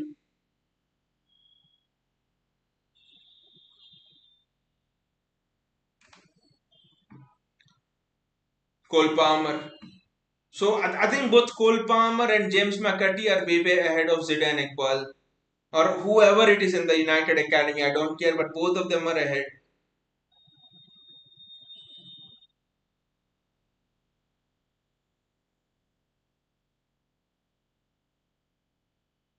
Oh, that was almost a great ball. The ball just spun way too much for Erling Haaland. Haaland is desperate to get a brace. He just loves goals.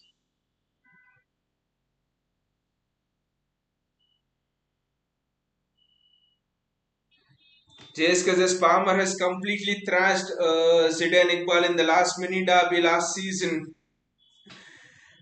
Not just Palmer, even James McAtee was part of that squad, right? Part of the under 23 squad, which thrashed United. So, oh, Sergio Gomez is coming on. This is interesting. This is very interesting. I mean, I would go to this extent to say even that Oscar Bob is greater than Zidane Iqbal, and Oscar Bob is not that of a well-known quantity outside. See, outside the city circle, outside city fans and all. It's interesting is bringing on Sergio Gomez in the place of Rodri. So who will play central midfield now? Is it going to be Sergio Gomez? Crazy Pep. Literally do not know.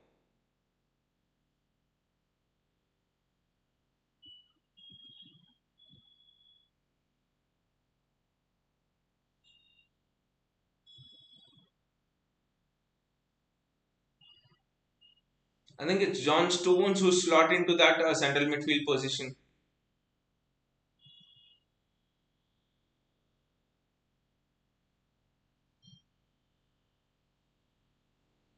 Look at that. Our reading of the game has become much sharper now in terms of defensive actions as well. That's well defended, very well defended by Ruben Diaz. Diaz is known for getting those blocks.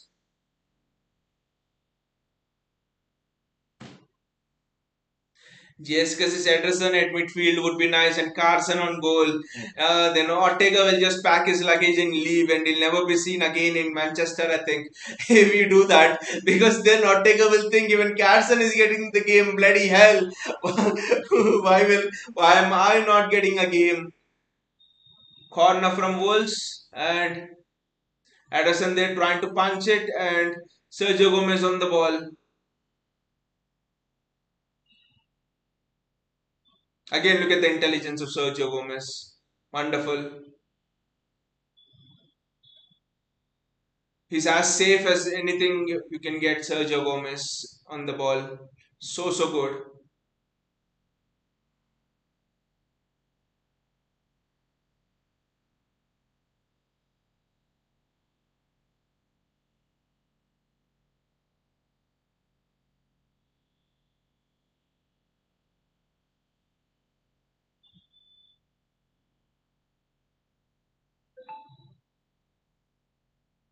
Wolves trying to play neat little triangles and City break through the press and pass to Erling Haaland, and Haaland has that's again good defending, but I thought he should have passed it earlier. Should have just passed it earlier. I think it's Gundogan who's not released the through ball early. I think this is where he should have actually passed it earlier. Just because this yesterday a Barca fan was saying me Jules Koundé is better than Ruben Diaz since he's younger. I don't know how we can these Barca fans can just be deluded. There's no way that Jules Koundé is. I mean, okay, if he wants to compare in the fact that Jules Koundé has more pace than Ruben Diaz, that is fine. But overall, I think Diaz is a much. You can't even compare him. The experience in positioning and stuff. What kind of a shoot was that? Was it Julian Alvarez? Just miskicked the ball there, I think. I just want Julian Alvarez to score a goal. That's it. I just want him to score a goal.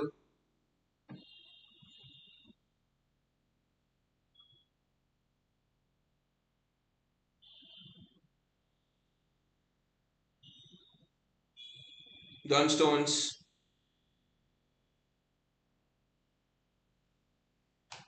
Sergio Gomez. So Stones has almost fitted into the CDM role which Rod replace. Interesting.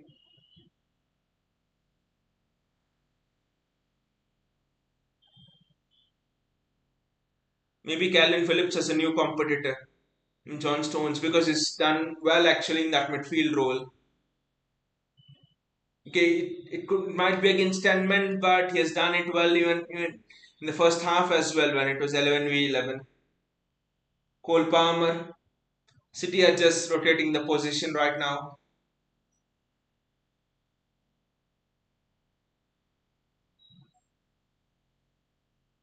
John Stones.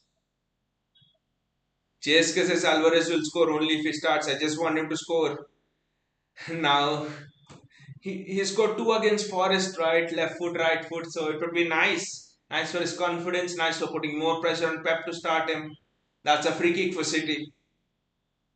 At least an assist, if not a goal, from Julian Alvarez. Just to put that bit of pressure on Pep to start him day in and day out, just like Pep is doing with Foden and Haaland. Pedro Neto goes, but Wolves have been impressive even though they've been down to 10 men in that 20-minute phase, 20-minute burst, 45 to 65th minute. Once City scored the third goal, I think we were cruising, but we did not play well in that 20-minute period.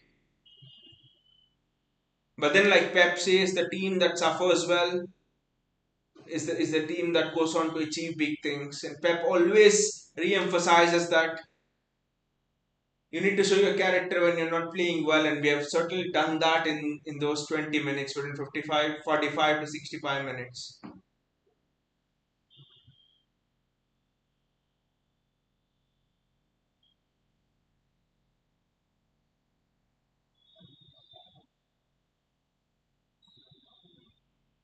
It's a goal kick to Ederson. I think City are just winding up the business here. CSK says Origi, Luke de Jong, Choupo-Moting, etc. are the players who can score after coming from the bench. Origi, I think, I don't know if it's luck or whether he's there at the right place in the right time, but Origi scored a lot of times in the Merseyside derby, right? Especially late on. I remember a goal in that 2018-19 season when literally the last second it hits the bar of Pickford and then comes on to Origi who scores. So City on a counter attack here. Alvarez plays the pass nice and early. It's Riyad Mahrez who's been held up by the Wolves fullback.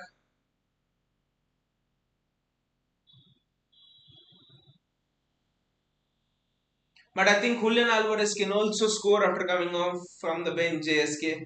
And also, I think Pep wants to teach him that quality as well because I think Pep thinks it will be useful, especially in games when things are not working out and you need a player to freshen it up from the bench. So, Pep actually, I think that could be another reason why Pep is not giving Julian Alvarez regular game time.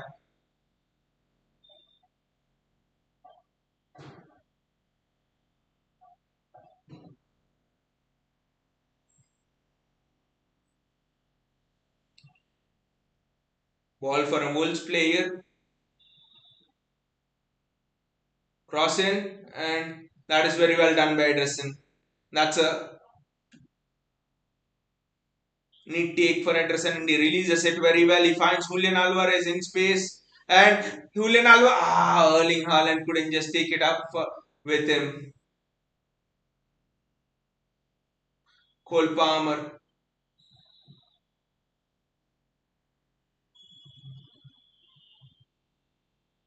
John Stones, if Erling Haaland could have taken that in his stride, that pass from Julian Alvarez, that would have been 4-0 to City and a brace for Erling Haaland.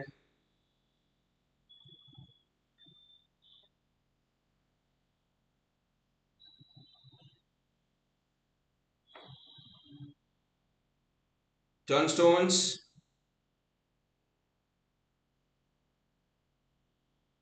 Cole Palmer, it's just gone above Erling Haaland there. Seems like it won't fall for him today. But still, he's got one goal. JSK says, by the way, still remember how Origi destroyed Barca in 2019. How can I forget that? That especially that Trent corner, right? Trent thought, I mean, Barca players thought Trent will not take the corner, and then suddenly he goes away, and then he puts the corner in, and Origi scores. I mean, Barca fans. I mean, that was worse. What happened to Barca there than Real Madrid 2.0? You were almost 3-0 or 4-1 up, and then you had Suarez, Neymar, Messi, and still you lose that game. That was just criminal. What happened to Barca there? And what Barca fans want to point out is only how we capitulated to Real Madrid. And that season that season Origi was pretty much there. All of the lucky chances fell to Divock Origi in Liverpool's entire campaign. And we won the league by 1 point in that campaign, I think, right? That was such a tense campaign. That was such a difficult one. Company scores a goal against Leicester, wonder goal in that campaign.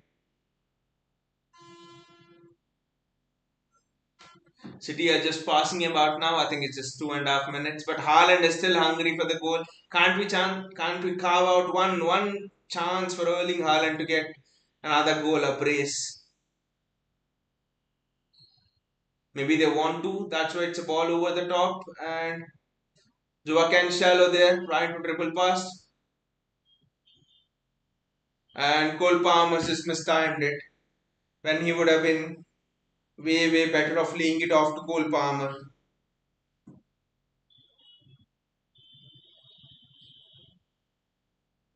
Again, look at the ball over the top for Cancelo. That's just so good.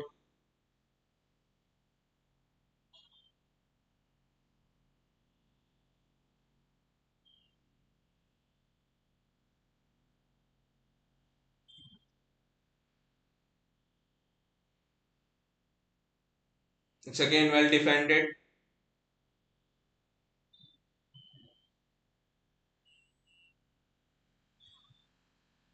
Look at that, impressive from Julian Alvarez. How he's pressing even in the 92nd minute.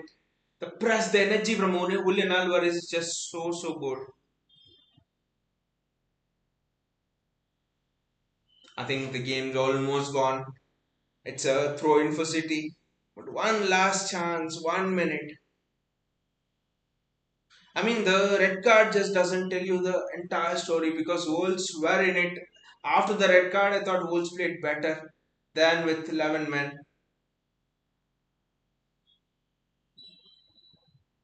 Wolves somehow get the ball through and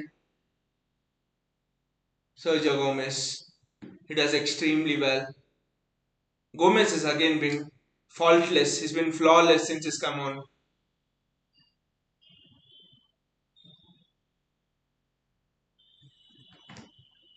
Wolves away was always a tough game, and City have done it well. Except for that period of 20 minutes from 45 to 65th minute, I think we were in control. That period in the 45 to 60th minute was just, goosebumpy.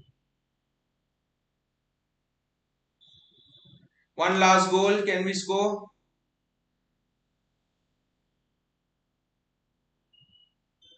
Wolves clear it out, and I think that should be that. The referee blows the whistle, and it's a good victory for us. Victory that the score line doesn't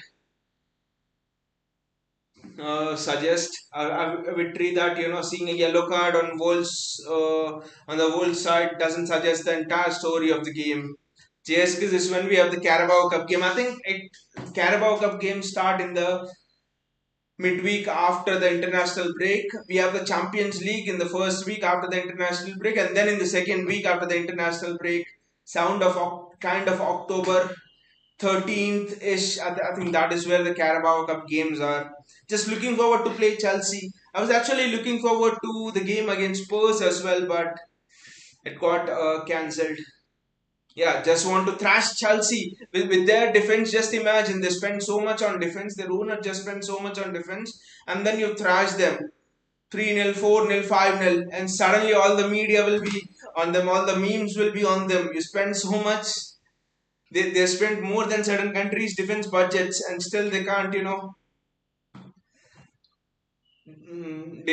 and still they can't even defend. So that would be interesting. I mean, I'm looking forward to playing against Chelsea.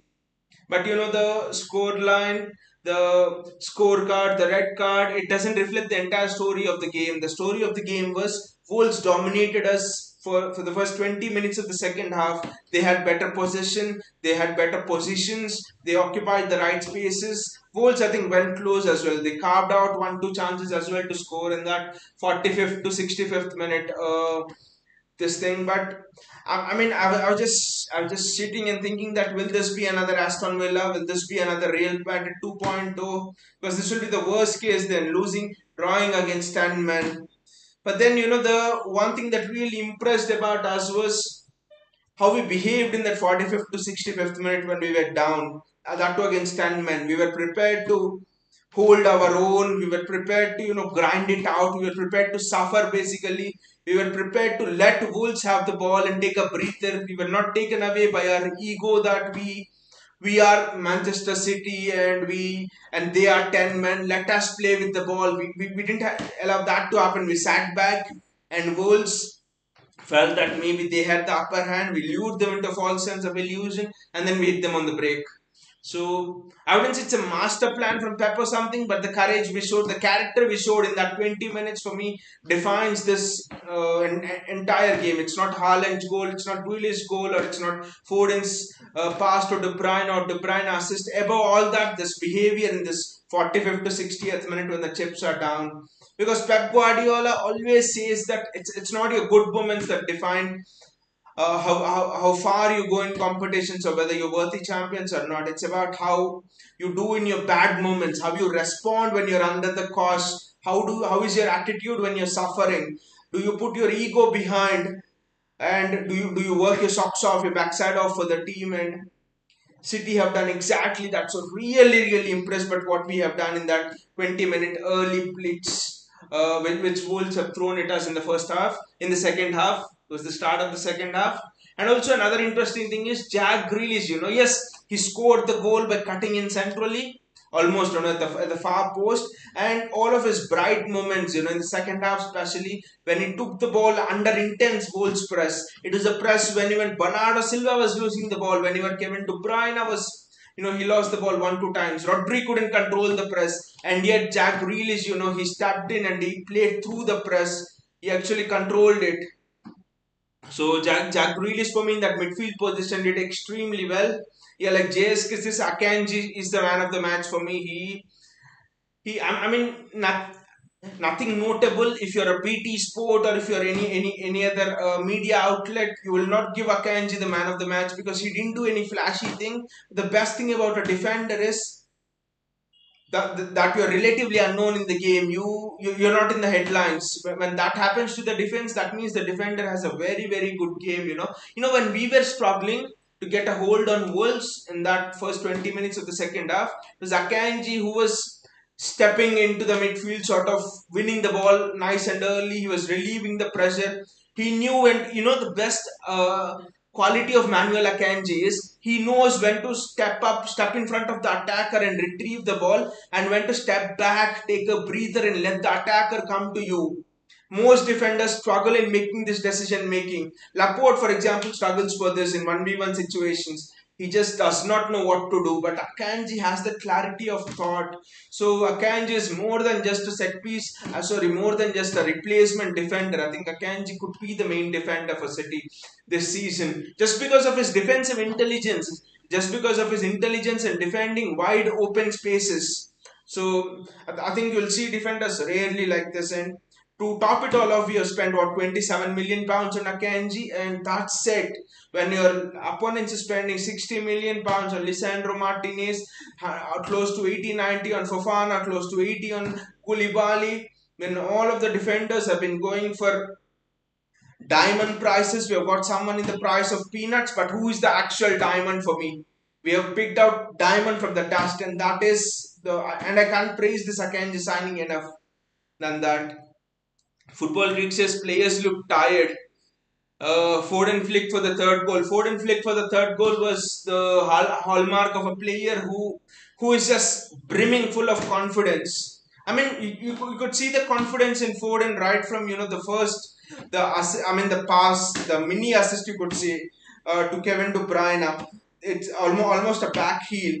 That itself told you that this guy is high on confidence. This guy can absolutely do anything on the football field, and then he flicked for the third goal. Excellent from Foden. You can see the confidence oozing. Erling Haaland, for me, the goal of Erling Haaland, it just told me that this guy has other dimension which maybe other teams, other coaches did not yet see. A dimension where he could on his own, without any service, dribble past 1v1 against the defender. So the eyes both to the goalkeeper and the defender and strike the goal from outside the box. So this is another facet. The link up play for Haaland was excellent. Haaland the positions which Haaland is picking up is just increasing day by day. His intelligence in choosing those positions.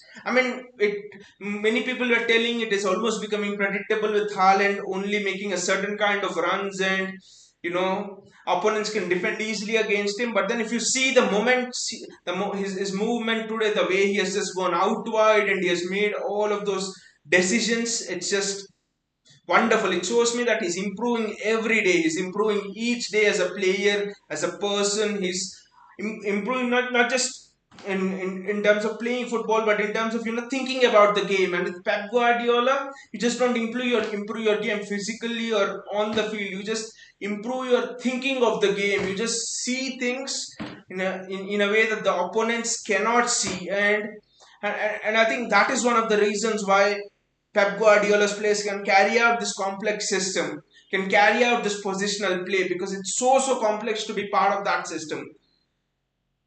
Football pitches, I told you Akanji and Diaz is perfect because I feel Diaz is local and Diaz is focal and Akanji is better on one-on-one defending and Stones is looking like a new right back signing. Football kicks not just like a right back signing. He's also looking like an inverted full back signing, right? He's also looking like a great central midfield signing. Pep took Rodri off and he played Stones in the middle, and it just seemed as if we were not losing any control at all. And the difference, between Kyle Walker playing in that inverted position and Stones playing in that inverted position is I think the way Stones is manipulating the ball, the way Stones is switching the ball, the way Stones is reading the game. I think it looks perfect for Stones. With Kyle Walker, it's almost like it seems even from that inverted fullback position, Kyle Walker is. It seems Kyle Walker was always dependent on his recovery pace. He just seemed fizzled with the ball. When the opponents are pressing you in the midfield because it's an inverted fullback system, the opponent trust will be in the midfield, and when Kyle Walker is pressed, opponents always got good change out of him. But here, when you're pressing John Stones, opponents are shit scared because they know that John Stones can easily maneuver the ball out of tight spaces. John Stones is no different to your Bernardo Silva or Jack Grealish in terms of his ability on the ball. They say John Stones is the number 2 or number 3 dribbler in the entire City team. So that speaks very highly of John Stones. So John Stones is almost finding his new position, which is an inverted fullback position, which is again excellent. But again, I think the key to Jack Grealish, finding his form is Cancelo overlapping, which meant Grealish could occupy a much more inside position, which meant that Cancelo was dragging another defender with him because we know Cancelo has that quality to pick out a good cross. He could pick out Erling Haaland and stuff. So I think Grealish had much more space to run into, and Grealish was a much different player. So actually think Grealish, and in the second half you saw how when Grealish played to the midfield for a brief 15 minutes, 10 minutes, you saw that Grealish was almost running the show, and it was like, especially when De Bruyne and Bernardo Silva went off, Grealish was orchestrating that midfield and he seemed happy again. So I think Pep Guardiola has got a lot of answers to the questions that he was facing against Borussia Dortmund. It looked glum for Jack Grealish after the Dortmund game. It looked much more gloomier after the press conference, when everyone was going in on Jack Grealish. But this is why Pep is an excellent man manager, not just a football manager. It could have been easy for Pep to drop Jack Grealish, but then he didn't do that. He took the difficult decision of playing Cancelo wide, giving Jack Grealish his new position, and he just looked excellent today. Football critics City were looking sloppy in passing. I mean, missing time, mistiming passes. Pep will kill them. He was furious with everyone when Wolves went 10 men down. I also think football critics that it's down to fatigue as well because the majority of these people also played in midweek. I think our entire midfield played in midweek, right? Rodri, Bernardo Silva played 45, and then Rodri and Kevin played all of the 90 almost against Borussia Dortmund. Haaland played all of 90 against Dortmund. Grealish played against. I think all of these players played most of the 90 minutes against Dortmund. So actually, I think that is the reason we just took the pedal of the gas. I think, especially Wolves 10 men, we are 2-0 up. I think City players thought it's a job done, but yeah, we look sloppy because it's because of tiredness. I think that's the only reason. Football Kid says Stones had played that CDM role, so Stones got more confidence after that goal against Dortmund. Yes, Stones is always a confidence player. I think before the Dortmund game as well, I think it was Sevilla or somewhere where he got an assist or something. I think Diaz got a goal and Stones got an assist, and confidence is a very important part of John Stones' game. And I was a bit harsh and critical on John Stones, especially against Dortmund, but his role today was excellent. And also speaking about the Diaz and Akanji partnership, I actually think that maybe Ake and Akanji partnership is even more better because Ake can do everything Diaz does in terms of that physical presence, in terms of that focal point and everything. And apart from all of that, Ake also has recovery pace. So now you have Ake and Akanji, both of them who have recovery pace, both of them who are physical. I think that would be a much better combination. But I know he can't play both of them always. But then he has to play one of them, and the other could be a Laporte or a Diaz or someone. So Akanji Ake, and it's not possible to play both of them. Play one of them and combine them with Laporte, uh, Diaz, or maybe John Stones if Stones doesn't play in that full back role. Football pitches sometimes it's required to have backlash, which Grealish after Dortmund game, so to improve. Yes, I think it is. But what is impressive is how Pep Guardiola had, managed that Jack Grealish situation because there are two ways to manage. Either you also go vocal and tell yes, Grealish needs to improve. That would some players improve like that. When you put them in the center stage, they are like, yes, the focus of the world is on me. It's me against the world. I will show what I can do. I will fight against the world. But I think Jack Grealish is the kind of personality whom you have to put your arm around the shoulder and then you have to tell him that okay, it is fine, you will come back to form and all of those things. I think Pep managed the situation extremely well, so kudos to Pep for bringing the best in Jack Grealish out there. So and everyone tells Pep only spends money, but Jack Grealish, £100 million player. If money is the only criteria for a player achieving success, then Jack Grealish should be scoring goals inside out, right? He's not doing so. Football management, being a football manager, being a successful manager, has much more than just money. It's about team management. It's about backing the player when no one else, not even his shadow, trusts him. So there are a lot of elements to it. And Pep Guardiola is today for me with this Jack Grealish display. Quietly, Pep has put another feather in his cap and shown why he's one of the best managers around the world. Football fixes, but Diaz is a leader and everyone looks comfortable with him on the pitch. But Ake is also a leader, and I think the leadership dynamics have shifted a bit. I think, especially after the Diaz injury, he doesn't look to be as much of a presence he has been before this season. So I think especially if you look at the first few games of the season, Diaz isn't commanding the box and nothing. The organization, we were that's why lacking in organization. And suddenly when Akanji has come, it has almost been like has been the organizer, he has been the leader out there. So I think the leadership dynamics are maybe shifting a bit, and leadership is also about confidence. When you're not confident yourself, then leadership can suffer. So I think in the defense, Akanji is also a good leader, and he can manage it as well.